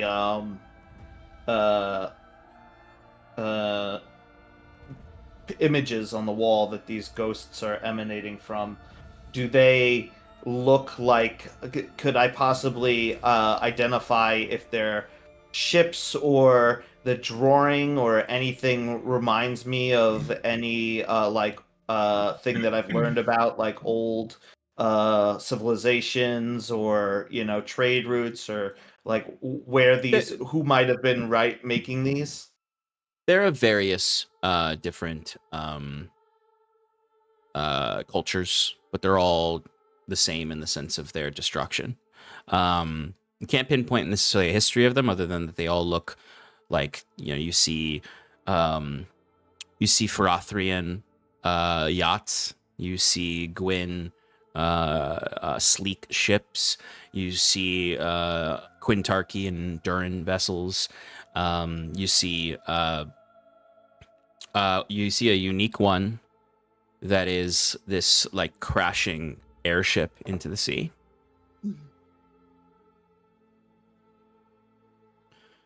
Look at I point to the airship one, and just like point it out to the group and just say, "Look at this! It's like it it seems like whatever your patron was, it has been destroying ships of all shapes and sizes, probably all around the world, even from the skies." Is that the airship that we brought down? It looks like it, but all Yeah. all airships look like that Airships one. look like that. Yeah, okay. Mm. Right. All right, here's what we're going to do. You lots are going to stay here for just a moment. This area seems relatively calm. I'm going to go check out what that light is up there, and I'll call if I need No, to. no. That Yes, sounds like yes. No, it's not. This is We- not your fight. This is I need to settle things, and I can't let you get hurt for my actions. It might not have been our fight, but we've been dragged into it. We don't have to do this alone. Yeah, we might not be as, strong as you are, but fate has deemed it that we are all here together with you, and we're not useless, you know? Here, I reach out and I give her guidance, and I just say, "It's gonna be all right. We can find a way out of this. I'm sure this is all just, it's like the prophecy said. We're gonna be fine. We just need to work together and stay together." Yeah, And there is you're kind of the reason that we're in this situation, and if you're going on killing yourself, we're pretty much dead too. Points So made. eloquently put. At least stay behind me. That, I think we can all do. And Clara gives her a knowing smile. Yep. As you grasp the little light of the little starlight that is Ty's guidance. With Sean, let's make that a protection from good and evil. the little starlight of that you hold to your heart and becomes a protection from good and evil. You look forth into the cave that you know leads to the sanctum. Yeah, I imagine it coalesces as like a the star from his little crescent wand basically just shoots into your armor, and it kind of gives off like a faint constellation glow of some weird shape that you can't really identify because it doesn't really connect. It's just like a couple of dots that are on your chest. Mm-hmm. Yep. Thanks, Ty. Yeah.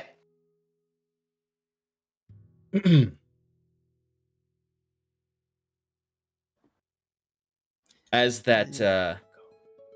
you step forth, friends in tow, feeling perhaps a little better that you're not alone here.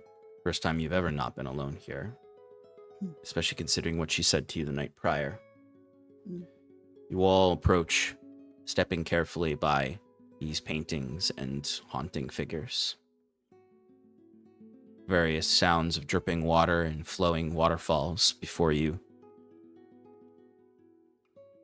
enter into a chamber with beams of light coming from an impossibly high cavern. Jagged, coral-covered rocks crawling all up the walls, overcome with sea life. It's as if someone had drained an underwater cavern to just a pool in the middle. You see the detritus of dead ships in some areas, but then just beyond some stone, you do see your own boat out in the water. still, perfectly in the darkness. That water goes on forever, beyond an opening in the cavern wall.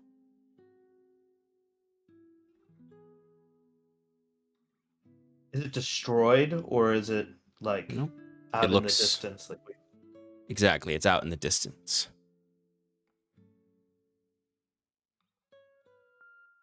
There's her boat. Should we try and retrieve it? I don't know. Not yet, Something about but yeah. that black water does not settle with me to swim out there. Yeah. We will try, just not yet.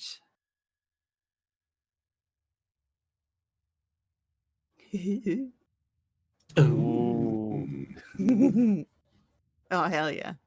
cool. Well.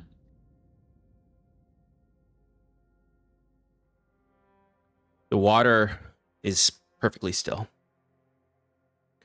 Though every now and then there's something moving in it. The walls are like completely covered in a coral reef.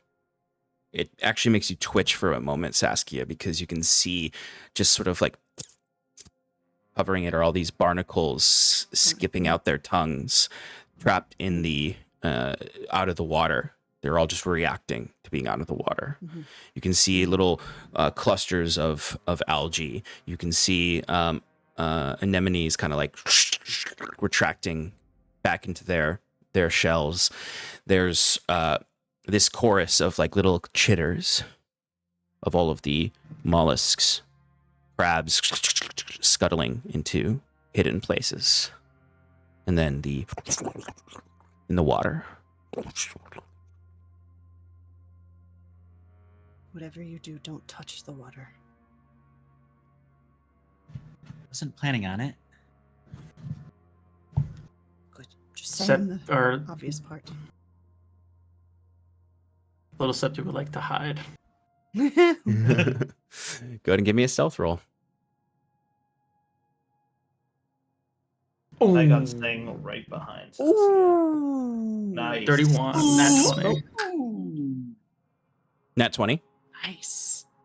Yeah, Okay. What's the total? 31. 31. Hell yeah. Ah, Peace, I'm out. As you're at this vestibule into the sanctum, Seppi disappears into a corner. But as That that makes water sense. is sort of like every time. Or if you would allow, because I'm with Gusteau and because I'm halfling, it says I can use the hide action to be obscured by another person that's larger than me. So can I just 100%. follow behind Gusteau and that's my 100%. stealth, so I'm still with the group. I love the idea of stealthing so well right behind someone. You all, like, as you're walking in this space, look around, and now you're noticing that, like, very Pirates of the Caribbean-esque, there are, like, humanoid figures in the chorus. The chorus of coral.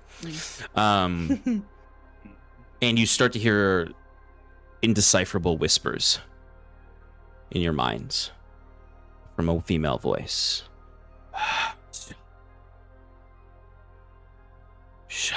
And then, like, slowly coming to a one word of just welcome. And then you hear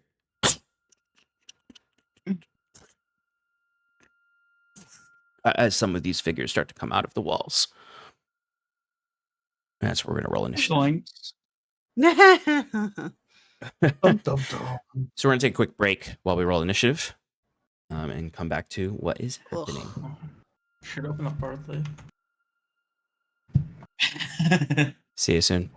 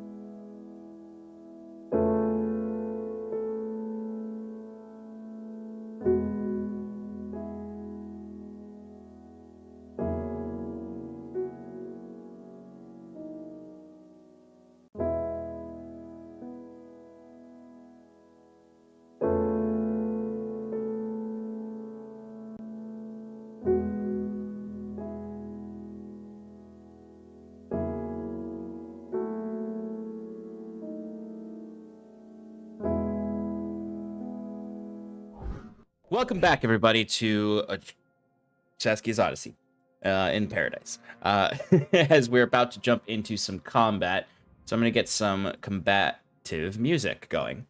Combat. Yeah. All right, so initiative count. Ooh, it's loud. Yeah, We- I think we swapped me and. Oh, yes, Seth, that's right. If that's okay. Yep. Thank you. I did not write that down. All right.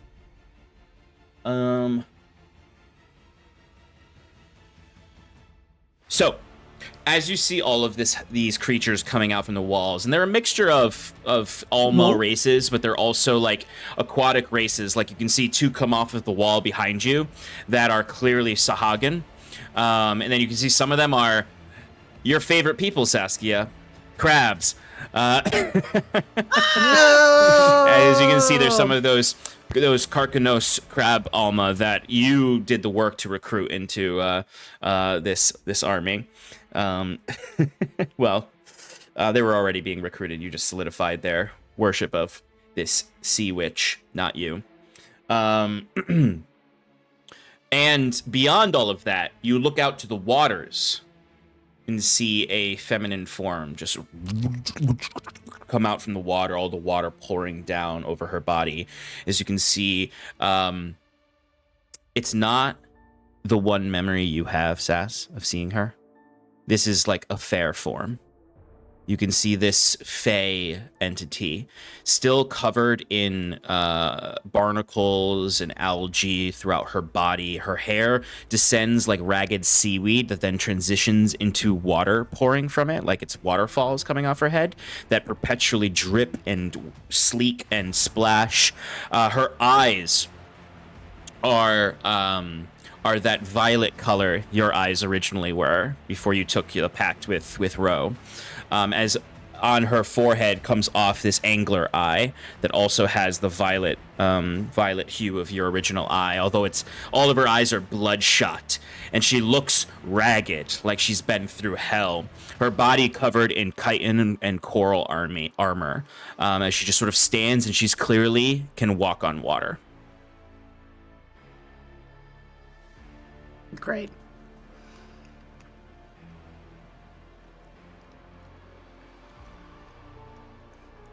But right now, she's a medium creature. She looks like a medium, horrific Alma. Right now. Yeah, everything I just described is saying a lot for this being her fair form. In the sense that like she's doing her best to not be what you remember, the one memory you have from before you woke up. And she goes first.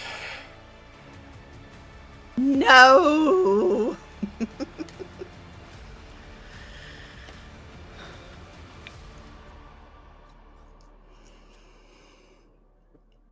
She walks across the water, and it ripples beneath her feet before she steps onto the stone. And she sort of just looks up at you, Saskia, like her head jerks to look to you, as she will immediately attack you. Sure. But she doesn't like whip up a lightning bolt or take out a weapon. She just stares at you, and you start to hear this overwhelming whispers in your mind, just sort of, and no like coherentness to them, just her voice wrapped over each other like folded steel, folding over itself for eternity, with this hissing sound behind it. As I need you to give me a wisdom saving throw. Mm-hmm. Oh, 8. Okay. I'm rolling like shit tonight. This is not the night to do that.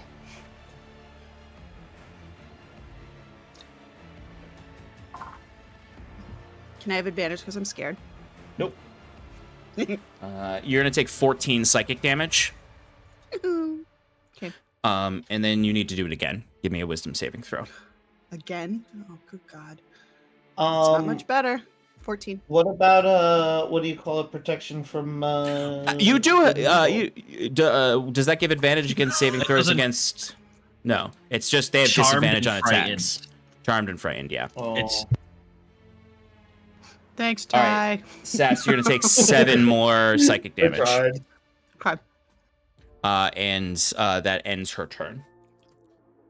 Which brings us to Clara with Ty on deck, then Gusteau, minions, Seppi, Sass. Oh my god, I rolled so bad. For flavor, and actually, I'll take the prone condition too. As the whispers are, they start and they get louder and louder and louder. I'm gonna just put my hands over my ears and just fall on my knees, just like gripping my head. Love the flavor. I'm not going to mechanically make you prone because I'm just not going to. Because one, great. it's not your turn. It's not your turn. You can't do that, Sass. There's mechanical benefits to being prone if there's ranged enemies around. Yeah, he's got a whole plan set up to kill you. Yep. Can't fuck with it. All right, Clara, you are up. You are the Scarlet Mini. Right. Can you clarify that light whether so you can these see better. creatures Mhm. are minions or not? Yes, I can. 1 second. I'll clarify which ones are minions. Okay, cool. Clarify. I get it. Yeah. Here. So, Clara! basically... Oh, skill. I don't remember how the song goes. Well, that's like when you die. It goes, oh, Claire. Basically, Oh, the crab people right now are minions. Okay. And so it's the 3 crab people in front of us and the 2 behind us, correct? Correct. All right. So Clara is going to bonus action into her blade song. Mm-hmm. So she draws her rapier and goes into this blade song, and then she is going to use her action to draw her wand. And for flavor, she draws it without actually like holding it. She like flicks her hand up, and out of the holster, this very ornate wand comes up, and she twirls it around, and then she is going to cast Magic Missile. from Hell it. yeah! And I'm gonna just cast it normally for 3 bolts to strike the 3 minions, and they will die.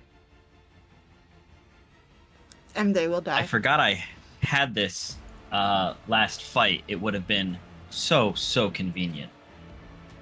But that's what happens when you don't do that. Ooh. my god, yeah, the lighting transitions, it's changed like 3 times already, Sean. Yeah, I'm trying to find the one I like the most. I kind of like that actually, orange I like one this too. one. Ooh, the bioluminescence. That one's cool. Yeah, right now it's on a transition where it's going to transition between a few different light colors. You know what? It actually makes no sense not to just upcharge it. So 2 other bolts will go back and hit the other 2 behind us. Mm-hmm. As if I Hell thought yeah. they were minions, but they're not. So No one is problem, going to buddy. take 3 damage, and one is going to take 4 damage.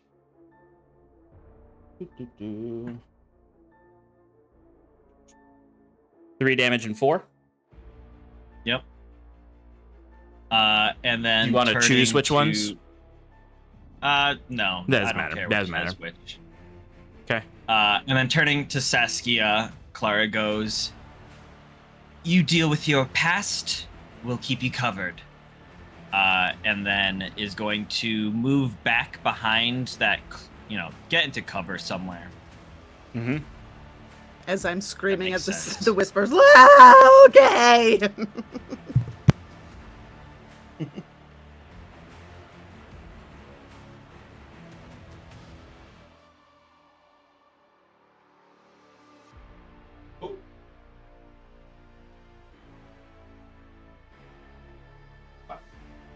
Your mini may have fallen over, but you're in that cluster of rocks in the back and cover. Cool. Thank you. End turn. Okay, Ty, you are up. Okay. So there's just the two in the back. Let's see. I'm gonna use the classic combo, Sean. We're gonna bonus action for my starry form. Constellation of the Archer, of course. When I activate this, I can make a ranged spell attack. 60 feet of myself. So I'm going to aim towards... Actually, yeah, I'm going to aim towards the green guy at the bottom. You got it.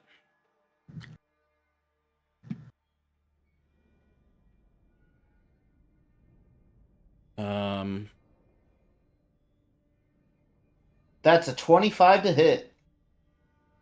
25 to hit. That'll hit for sure. For 8 radiant damage. 8 radiant. Excellent. And then I will use my star map to cast Guiding Bolt as a first level spell on the same guy.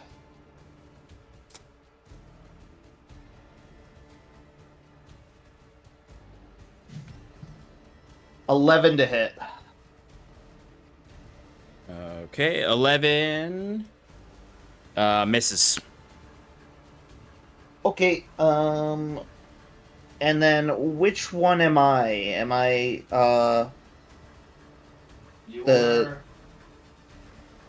You're actually I need to rearrange these. I'm Bruce. You're Bruce, I think. yeah. Yeah, you're Bruce. Yes, you're Bruce.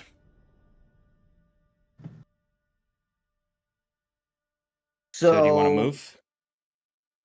Maybe I do want to move, but I want to move someplace that... Can I get into like the corner next to that green guy without being within 5 feet, or is that gonna put me within 5 feet of him? If you move where? Sorry, I was looking at Gusto's character sheet. Into the corner right next to the green guy. That would put you. Yeah, that would put you within 5 feet of the Sahagin. I think I am going to do that because I just want to split up in case there's any AoE magic.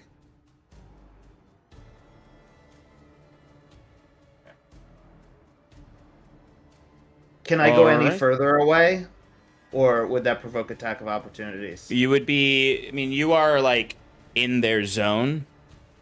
So, like, you can go between them, but any further away would provoke attack of opportunity from at least one of them.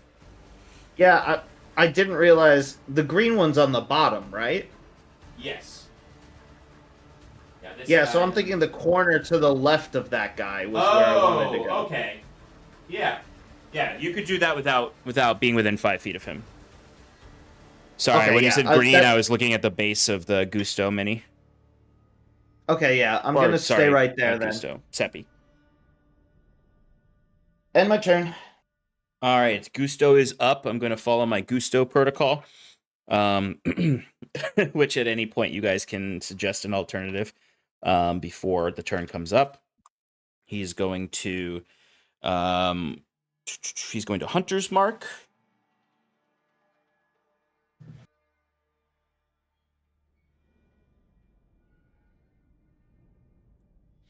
And then he is going to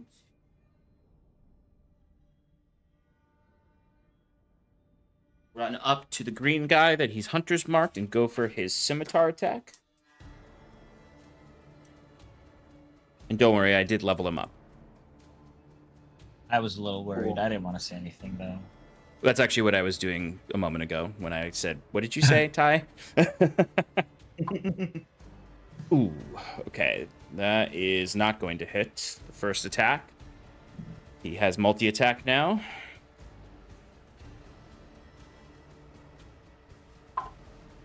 That one will hit. Okay, so it's gonna be a 2d6 plus a d8 for yep, this one's damaged. For wow, 17 damage, Get him, Hell Gusteau. yeah, Gusteau. which will kill this. AKA Hot Lips. That's right. Excellent. Okay, it is the minion's turn now. The Sahagin is gonna go for Gusteau.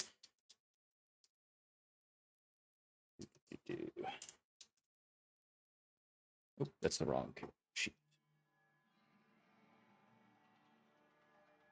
All right, 2 claw attacks.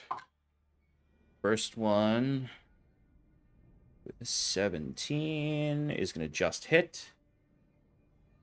Second one is going to miss. Right, so this Sahagin goes up and goes for a swipe on Gusteau, just as Gusteau slashes his short sword across the chest of the other one as it screeches, and you can see barnacles flying all over the place. As it hits him for 3 slashing damage.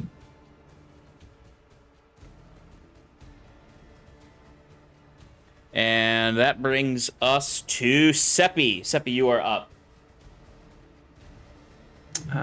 Seppi. The one that's attacking Gusteau. Yes. That's the... You are Yeah. So you do have a square between you and them, so you wouldn't have disadvantage on a ranged attack. And Gusteau is within 5 feet, so you'll get sneak attack. Do I want to shoot? No, I'd rather just... Actually...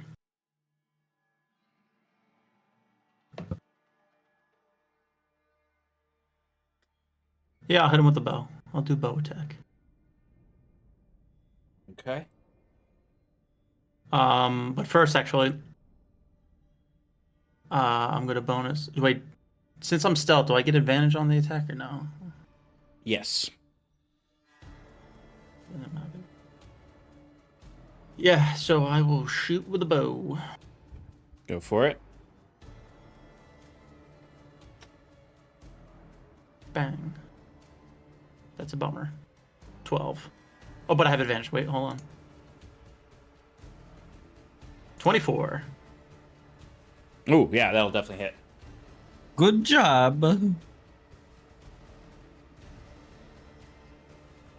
7 piercing damage.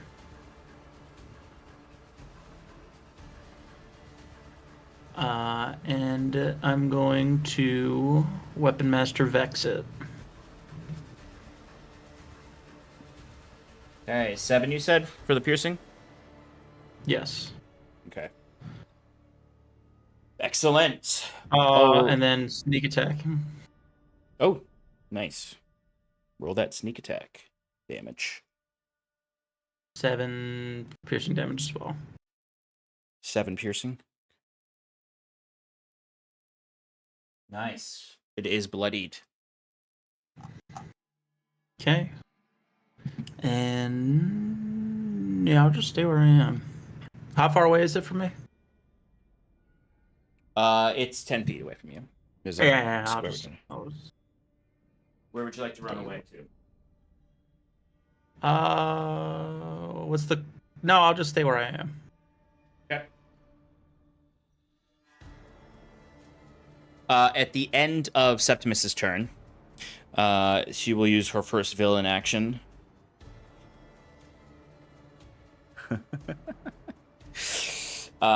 For the chitterings of the deep. So I will need somebody. I'm just have you guys do it. Roll me 2d4. It's your patron, Sass. Already rolled it. Oh, okay. I got 2 3s for 6. Love it. Why do you love it? It's a lot. It's a lot. Does that mean 6 It's people. ads? Oh, boy. Mm-hmm. Sorry, folks. I'm just cursed with good rolls. What are they? There's a difference between good and high. Oh no. Hermit crabs. Oh no, not the crabs. Oh no. Oh no.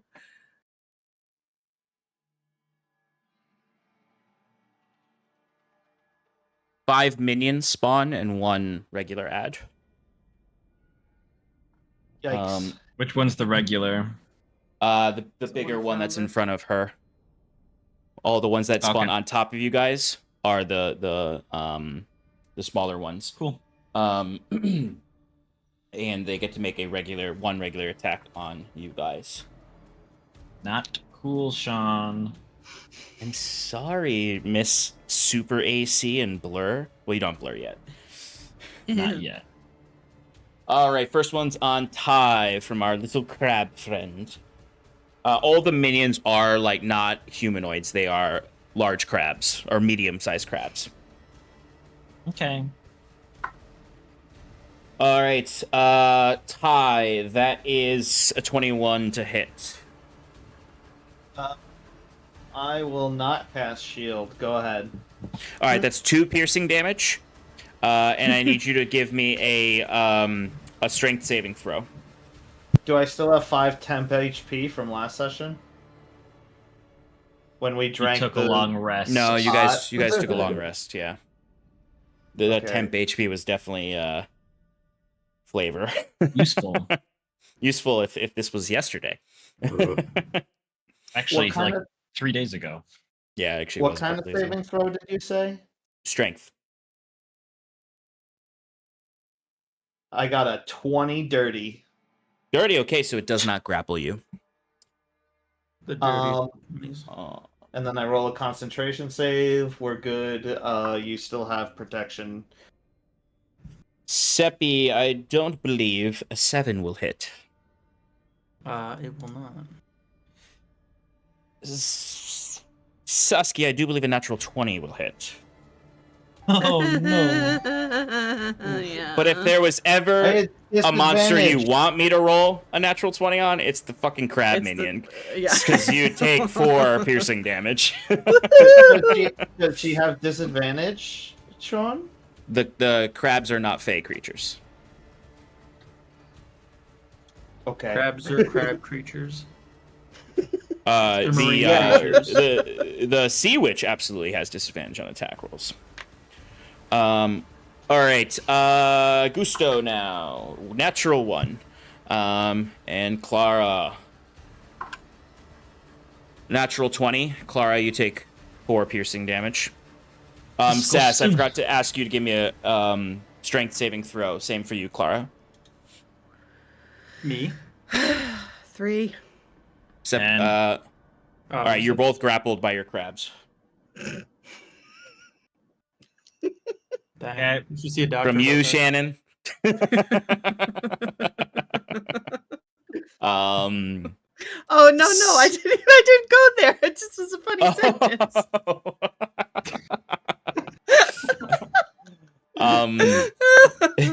Seppi, did I attack you?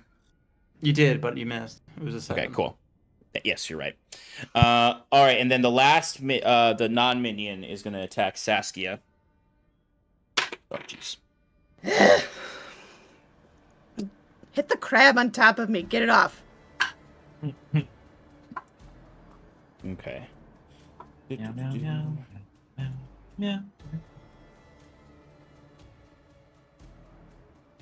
meow. Saskia does an 18 hit. Just hits. Mm. Okay.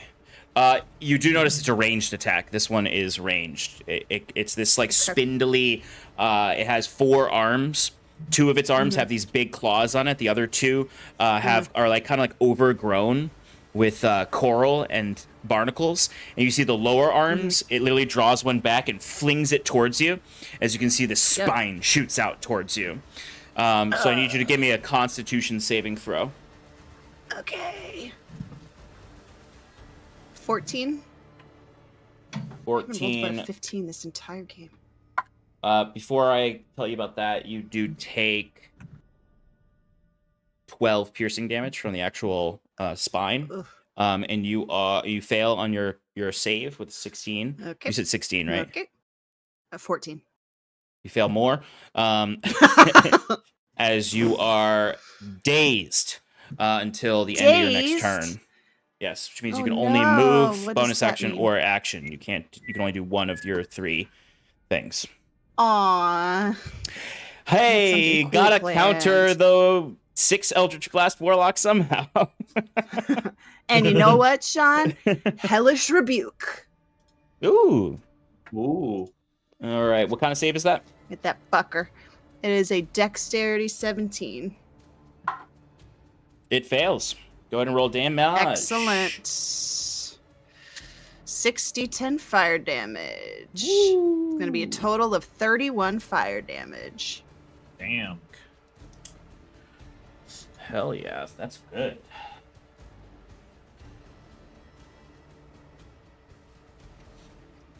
All right, so your burst of flames fires back as you get that spine into like your side.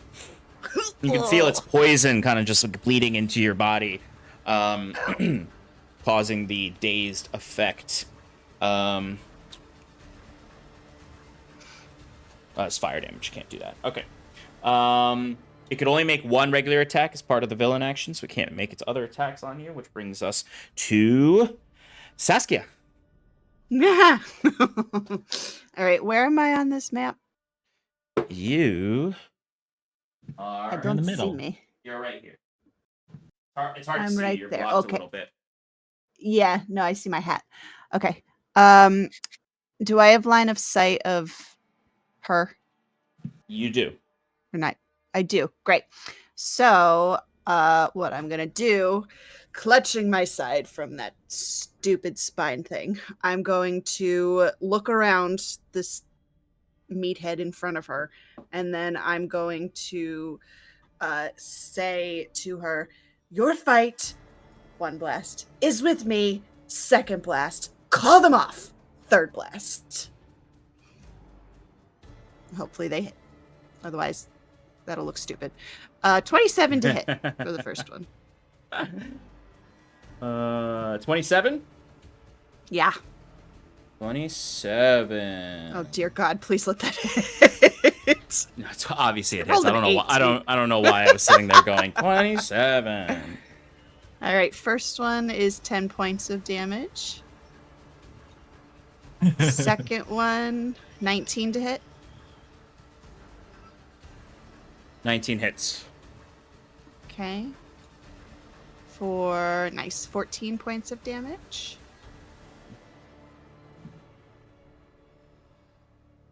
And the last one, dirty 20 I'm sorry, to hit. Shannon. These all have to be made at disadvantage Why? because you're grappled.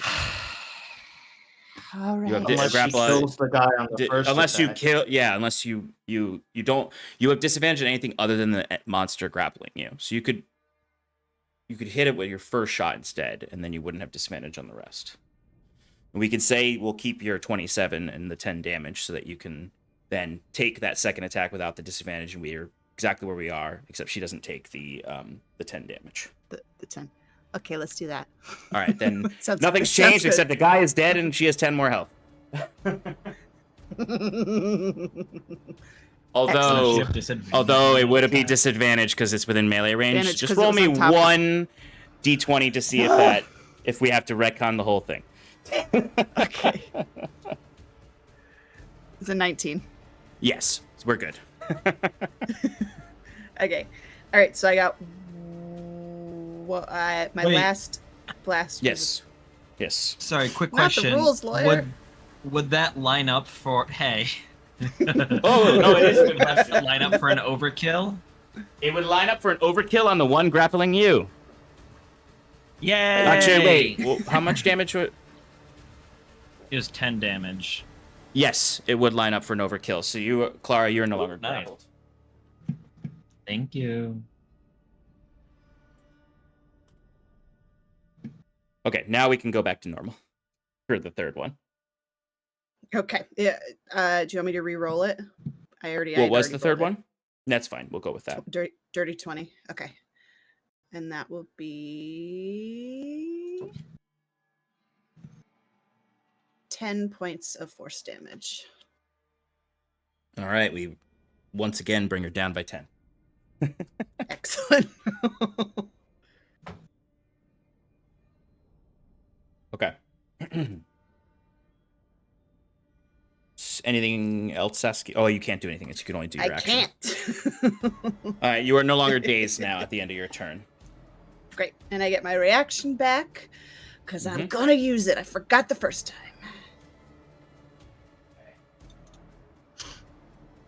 Okay, so it is her turn. I also need to roll one other thing.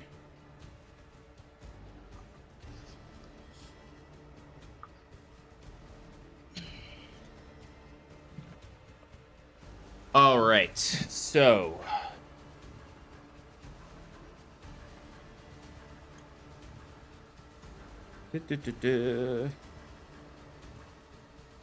she is going to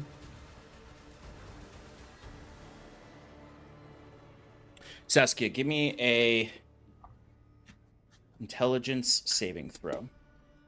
An intelligence. Oh, dear. Oh. A 0.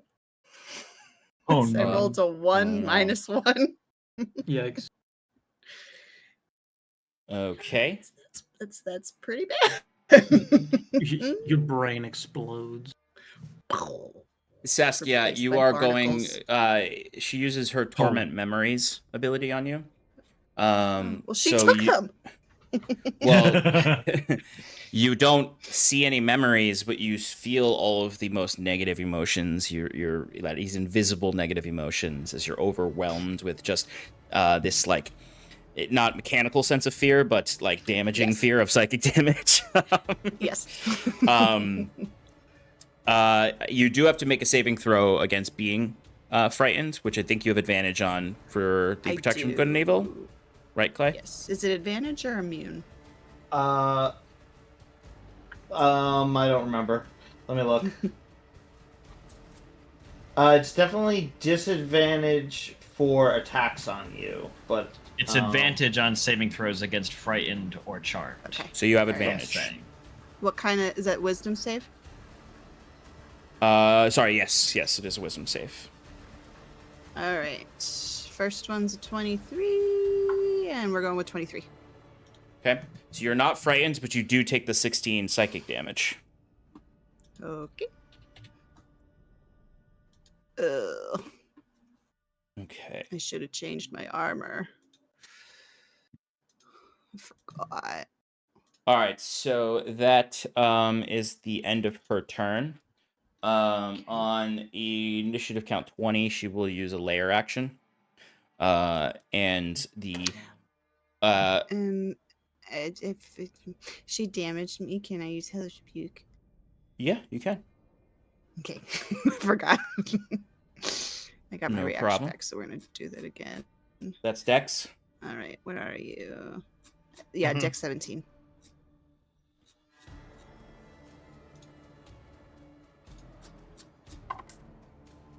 All right, she got a 25. Fuck. I think she still takes half damage. Yeah, half damage.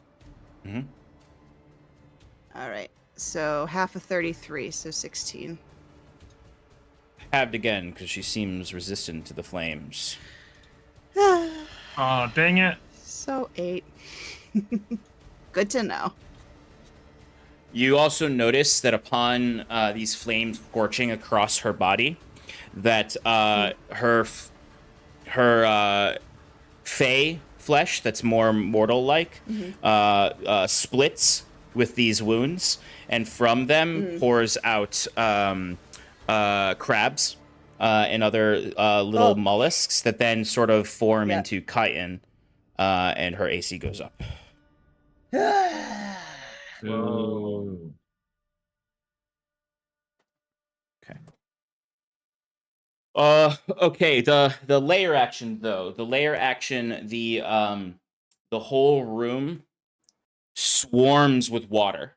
Like literally like gushes water all over the place, and everyone gets bursted up into the air. And I need you to give me dexterity saving throws. Everyone gets it. Yep.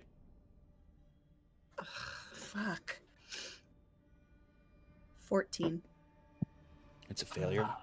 Oh, tie. It was right on the 18. It would have, if it was a real dice, it would have been cocked. 26. 26 passes. Nice. Not the brag. Clara, what'd you get? 5. Let's just, Not let's just no. move past it. Let's just move past it. Gusteau also fails. So I think everyone failed except for Mike.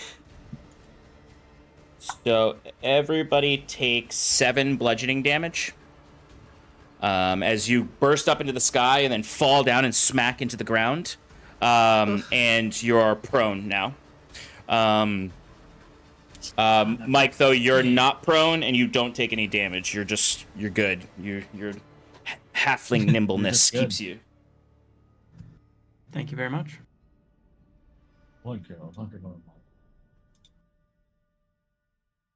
Okay. Clara, you're up. You're in that rock Okay, cluster on the top of the so- map. Yep. So there's. Okay. Clara's gonna move out so she can see all the enemies. In the little vestibule area. And if it ain't broke, don't fix it. We're gonna use the wand of magic missiles. Mm-hmm. To upcast it, making 5. It's 3 everybody. targeting the Minions are dead. minions, and then there's the other guy that's still up. That's not a minion. That will take the 2 other Okay. things, How much damage? which is 8 force damage. Okay.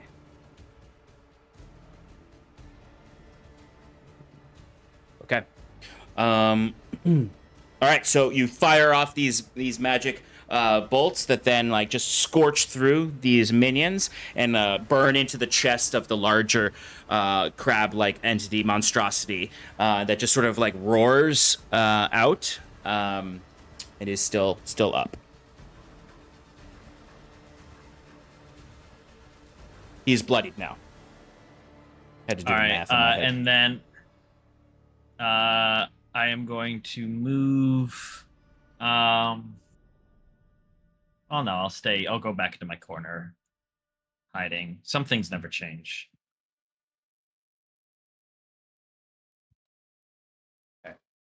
All right, at the end of Clara's turn, it's Ty's turn now.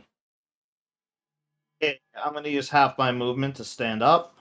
Mhm. Am I within 30 feet of Saskia? Yes, you are. Okay, I'm going to cast my 3rd level spell, Aura of Vitality. That's my action. Basically, it says that I have a 30-foot AoE around me. When I start my turn, when I create the aura or start my turn with it active, I can restore 2d6 hit points to one creature in it. So I'm going to choose Saskia for this time round. Okay. She gains 5 hit points. I will remember that for when she gets back.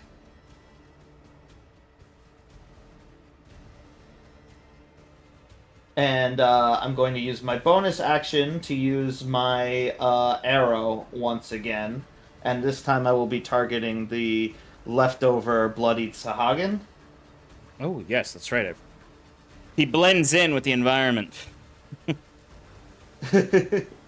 I honestly forgot he was there. Because no one Well, was hopefully I targeting can him since Gusteau. Get his Oh, sorry. Hopefully- I had meant that that's where the magic missiles were going. The last two? Yeah. Oh, okay. Sorry, I misinterpreted it as the other one. We could do that. That's no Does- problem. He's Does dead. that mean I need a new target? Yeah. Yes. Uh, Yes. There so are no who's up? targets in your Was to line. There's clear no. that. Yeah, yours. Sorry, my brain when you said the non-minion guy, I thought of the new non-minion guy.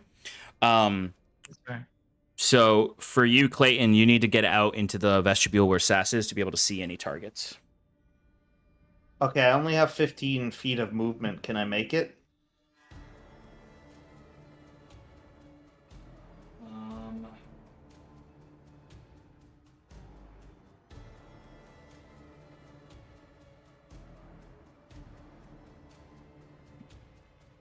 I would say no. You can make you would need 5 more feet of movement to be able to get line of sight on them. All right. Well, I'll just stay where you have me net for now. Then. I don't believe I can use luminous arrow without line of sight. Yeah, that's my turn. All right. At the end of Ty's turn, it is the large enemy's turn. He has his own initiative. He can only see Sass right now, prone on the ground. But he does not want to use his ranged attack on you because you're prone. So he'll just come up and just beat the shit out of me right there. And have advantage. Yep. You gain 5 hit points, Shannon. Thank you. Like temp or regular. Regular. Thank you.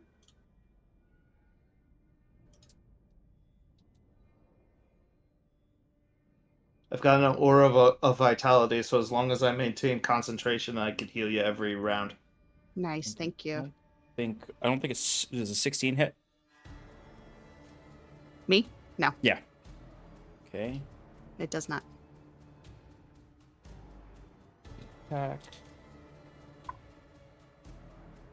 Okay. I do think a 23 will hit though. Yeah.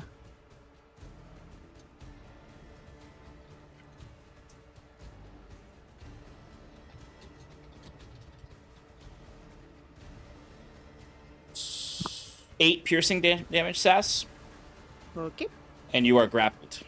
No roll for this guy. His claws God, are bigger than the okay. crabs, but he can only Okay. make one attack now because he only has one claw free. Okay. All right, that brings us to Gusteau. Bonus action will move his hunter's mark onto our big guy here. Big daddy boy, man. He forgot. He used half his movement speed to stand up. And is going to. What's his move? Okay, he's 15 more.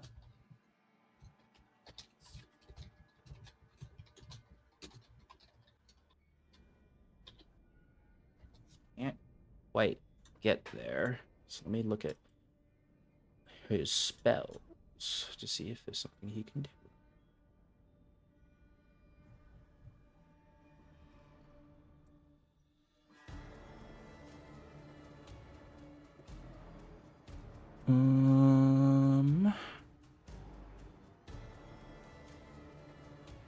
You could take the dodge action. That's always a fun trick. It's probably what he's going to do, just because he doesn't have a ranged weapon. Doesn't he have his boomerang? Oh, that's right, he does. It just doesn't have the storm charge on it. Yeah, he'll make a regular boomerang attack. 2 of them, in fact. Wow. All right, boomerang is a 19 to hit. That is going to hit. Oh, 2 hits. What a boomerang. All right, that's 1 and 3 on the D4 rolls. 14 damage. Wow. Wow. of Good the job, bludgeoning Gusteau. variety. Now that guy is bloody. That's good boomerang damage. All right. At the end of his turn, it's the minion's turn, but there are none left, thanks to Clara. Which brings us to Seppi. So there's no minions. There's no ads. There's an ad, but there's one ad and then her. So there's the orange guy that's on camera right now. Or the orange guy right there. Yeah. Okay. Yeah. Is there anybody near it? Sass is engaged with it. Sass is engaged with it. Yeah. All right, then Seppu's gonna just run up to it with his daggers and swipe.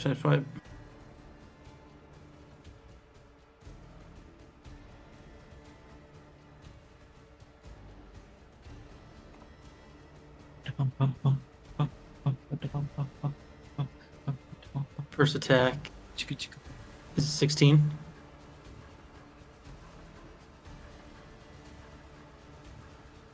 Uh, 16 just hits.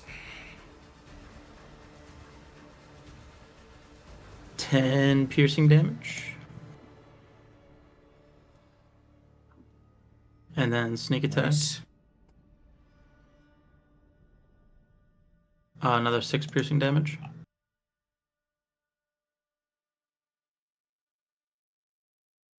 Another 6. Okay, this thing is looking rough, but it is still alive. And then second attack with other dagger. Nice. 25. Oh, Bubba. 25. That definitely What's a hit? hits. Yeah. And then that is 9 piercing damage. Wow. It is so close to being dead, but it is still alive. Oh.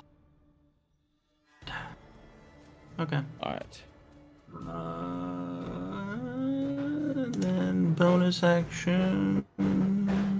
Kill it. I'm gonna pick its pockets.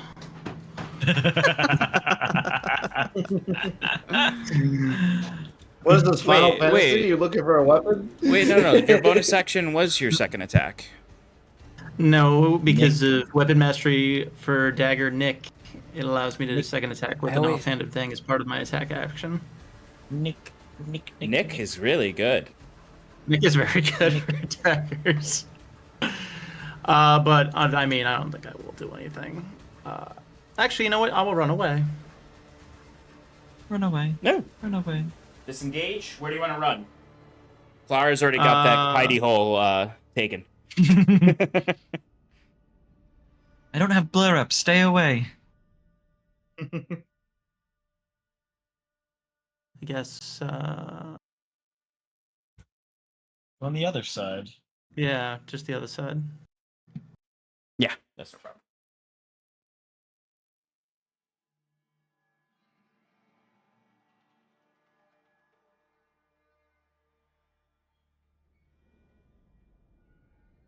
All right.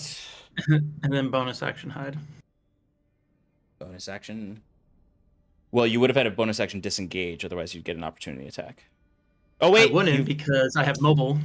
you like you planned to be a Sneaky rogue or little something. Go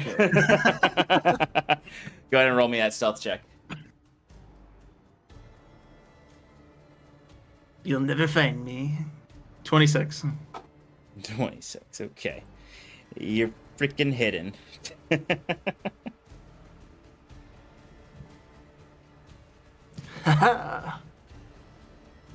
Okay, Sass, you're up. You're grappled and prone. Is it my turn? Mhm. Fuck. Okay. All right. It's it a strength check? Strength check to get out of grapple, but that counts as an action, right? Where'd my grapple thing go? There we go. Grappling. Ending a grapple. A grapple creature can use its action to make the strength, athletics, or dexterity acrobatics check against the grapple's escape DC, ending the condition. The condition also ends if the grappler is incapacitated in any way. In addition, the grappler can release you. So yes, it's an action for a strength or dex save. Or I'm sorry, an athletics or acrobatics check. All right. Here's what I'm going to do, Sean. Okay. Thanks to a super awesome person who super awesomely reminded that I had this ability, I'm going to use my feature, Mystic Arcanum, to cast Tasha's Otherworldly Guise, which gives me a huge, buff, which What will does it do? hopefully get me out of this damn grapple. All right, so first of all, I am going to be immune to fire and poison damage. I'm going to be Wow. immune to the poisoned condition. Okay. Spectral wings are going to appear on my back and give me a flying speed of 40 feet. Wow. My AC is going up by 2. All of my weapon attacks are going to be magical. And when I make a weapon attack, I can use my spell casting modifier instead of strength or dex for attack and damage rolls. And when I use that weapon attack, I can attack twice instead of once. Okay. And I'm assuming that it's a concentration spell? Yep, it is. Which is nice because you do have Warcaster, am I right? So you have advantage on I do. concentration checks. That's very good. I do. Yes. It's like I planned it. Yeah. You are still grappled. Does not end the grappling feat. Not even if I condition. sprout the wings and I fly away. No. You'll take him with you. Your speed is 0 and can't increase until the grapple ends. Okay. Well, So you got in a that big ass case- crab band holding you down from flying away. And you've All used right. your action to cast that now. So you have a bonus No, action. it's a Bonus bonus action. You use your So bonus I action have to an cast action. that now. So you can still Eldritch Blast if you'd like, although it will be a disadvantage. It disadvantage. So instead, I have a dagger. It will still be a disadvantage So- because you're grappled. Fuck. Sorry, I'm sorry to Grappled. disappoint you. It would cancel out Grappled. because Oh no, you can attack she has him with it advantage without from this. the other thing. Oh yes. You Yeah. have your feature. The spell gives you advantage, right? Also, What? it doesn't No. matter But because no, it doesn't. It makes it magical attacks.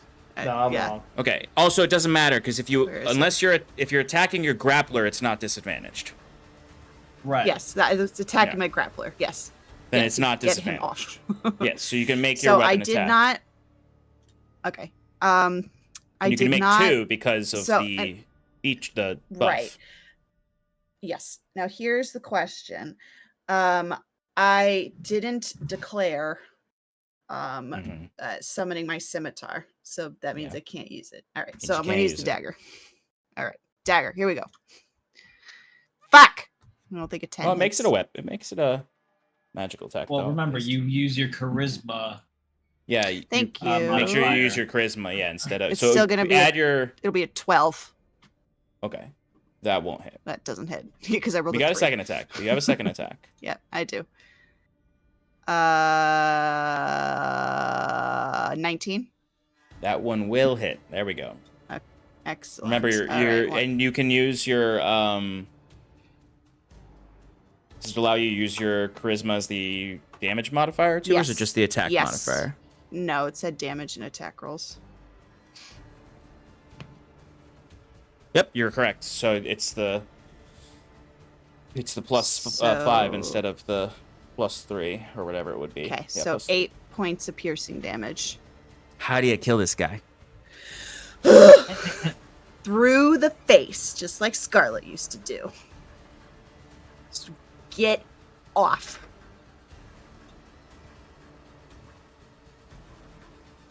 Do you use half your movement speed to stand up after? Yeah. All right, so we'll say I know I said that very like humiliating, but it's more like you stab him in the face and stand up triumphantly. Yeah, and does the flying speed that's movement, right? So that's halved. so now you- yeah, have 20. So then can I use the 20 feet to just fly up in the air and look down upon her. Yeah. And say epically, "There's only room in the ocean for one sea witch." Peeking You might around the also corner, Clara goes, "She flies now?" She Yeah, flies she now. I love it. I love it. Okay. All right. So, is there anything else in your turn, Saskia? No, thank you for letting me bubble through that. No, I loved it. You did good. Yes, Okay. so I just have to remember immune to fire and poison and immune to poisoned condition. And my AC is now 20. Okay. It's like you did what she did. Raised her AC. Well, she didn't get all those other benefits. I need to make myself look index card. Yeah, don't worry. We're gonna close it out after her villain action because it's getting late. Oh, okay. And start at the top of initiative at the next session. Okay, that's good. But she is going to use a villain action called Crushing Waves. So you all hear from behind you. You hear a torrent of water coming. It starts with like a slow trickle from the walls, and then suddenly the back of the cave fills up and gushes forward, pulling you all towards her if you fail the dexterity saving throw. So go ahead and give me a dexterity saving throw. Oh no. Even those of us Third that are 20. flying. Yes, because it's literally, when I say she fills the cavern, I mean it's Okay. floor to ceiling. That's fair. We got a All swim right. speed. Ugh, God damn. Do we have advantage? No. No, we wouldn't. No. I got an 24. 8. 8, 24, 11, and Clara? 30-20. 30, 20. Okay, Clara and Seppi pass. Gusteau does not pass.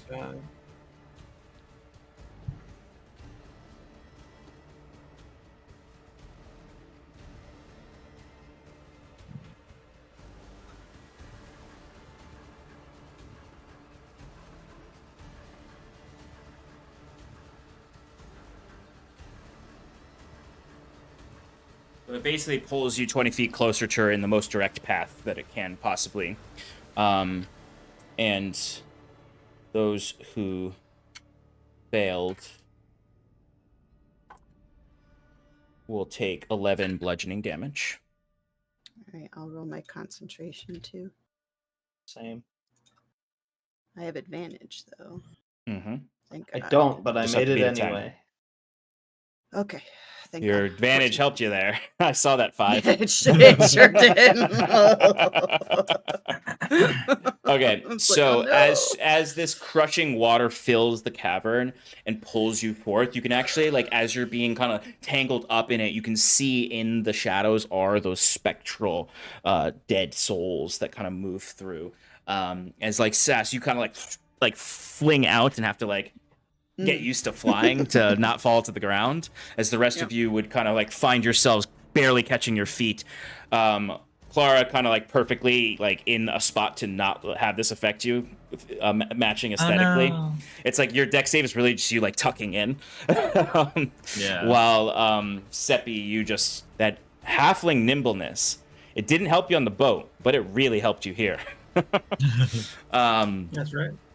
As before the top of the initiative in the next round, which will start in the next session, she just looks to the three of you in front of you as she holds her hands out, and her fingers elongate into these long barbed claws as more of her body shifts, and you can see like from her cheeks sprout these tentacles that come out as the eye glows bright. Her hair kind of still is the ragged seaweed, but you can see kind of this crested shell, like a conch shell, comes back to a sharp point as she's just shifting more and more and more. As we will replace her mini with a larger one. You. you see kind of these flowing like rags of seagrass and seaweed come off like a dress, and from underneath it you see crawling out and up around her hand, resting its head into the palm of her a massively clawed hand, is this huge like jagged teethed moray eel. Oh, oh God. As she would just, in this hag-like voice, no longer the sweet lilt of the Fae, but the Seelie, she just says, "You'll never escape. And when I destroy you in here, Saskia, I will take your body and flee." That's where we'll end tonight. Oh no. There's an insinuation here, Saskia, that if she kills you in here, that she will leave here as Saskia. Oh. Interesting. Okay. Oof, okay. Remember last week and I said, this will probably be the last session for Yeah, right. Saskia's Odyssey. I don't remember that. It's okay. All right, friends. We will pick up this combat next week as the patron is growing more and more untethered and wild. And see what happens. All right. Thank you for hanging out with us tonight. We will catch you somewhere else in the world, wherever you're watching this. Have a lovely evening. Nighty night. Like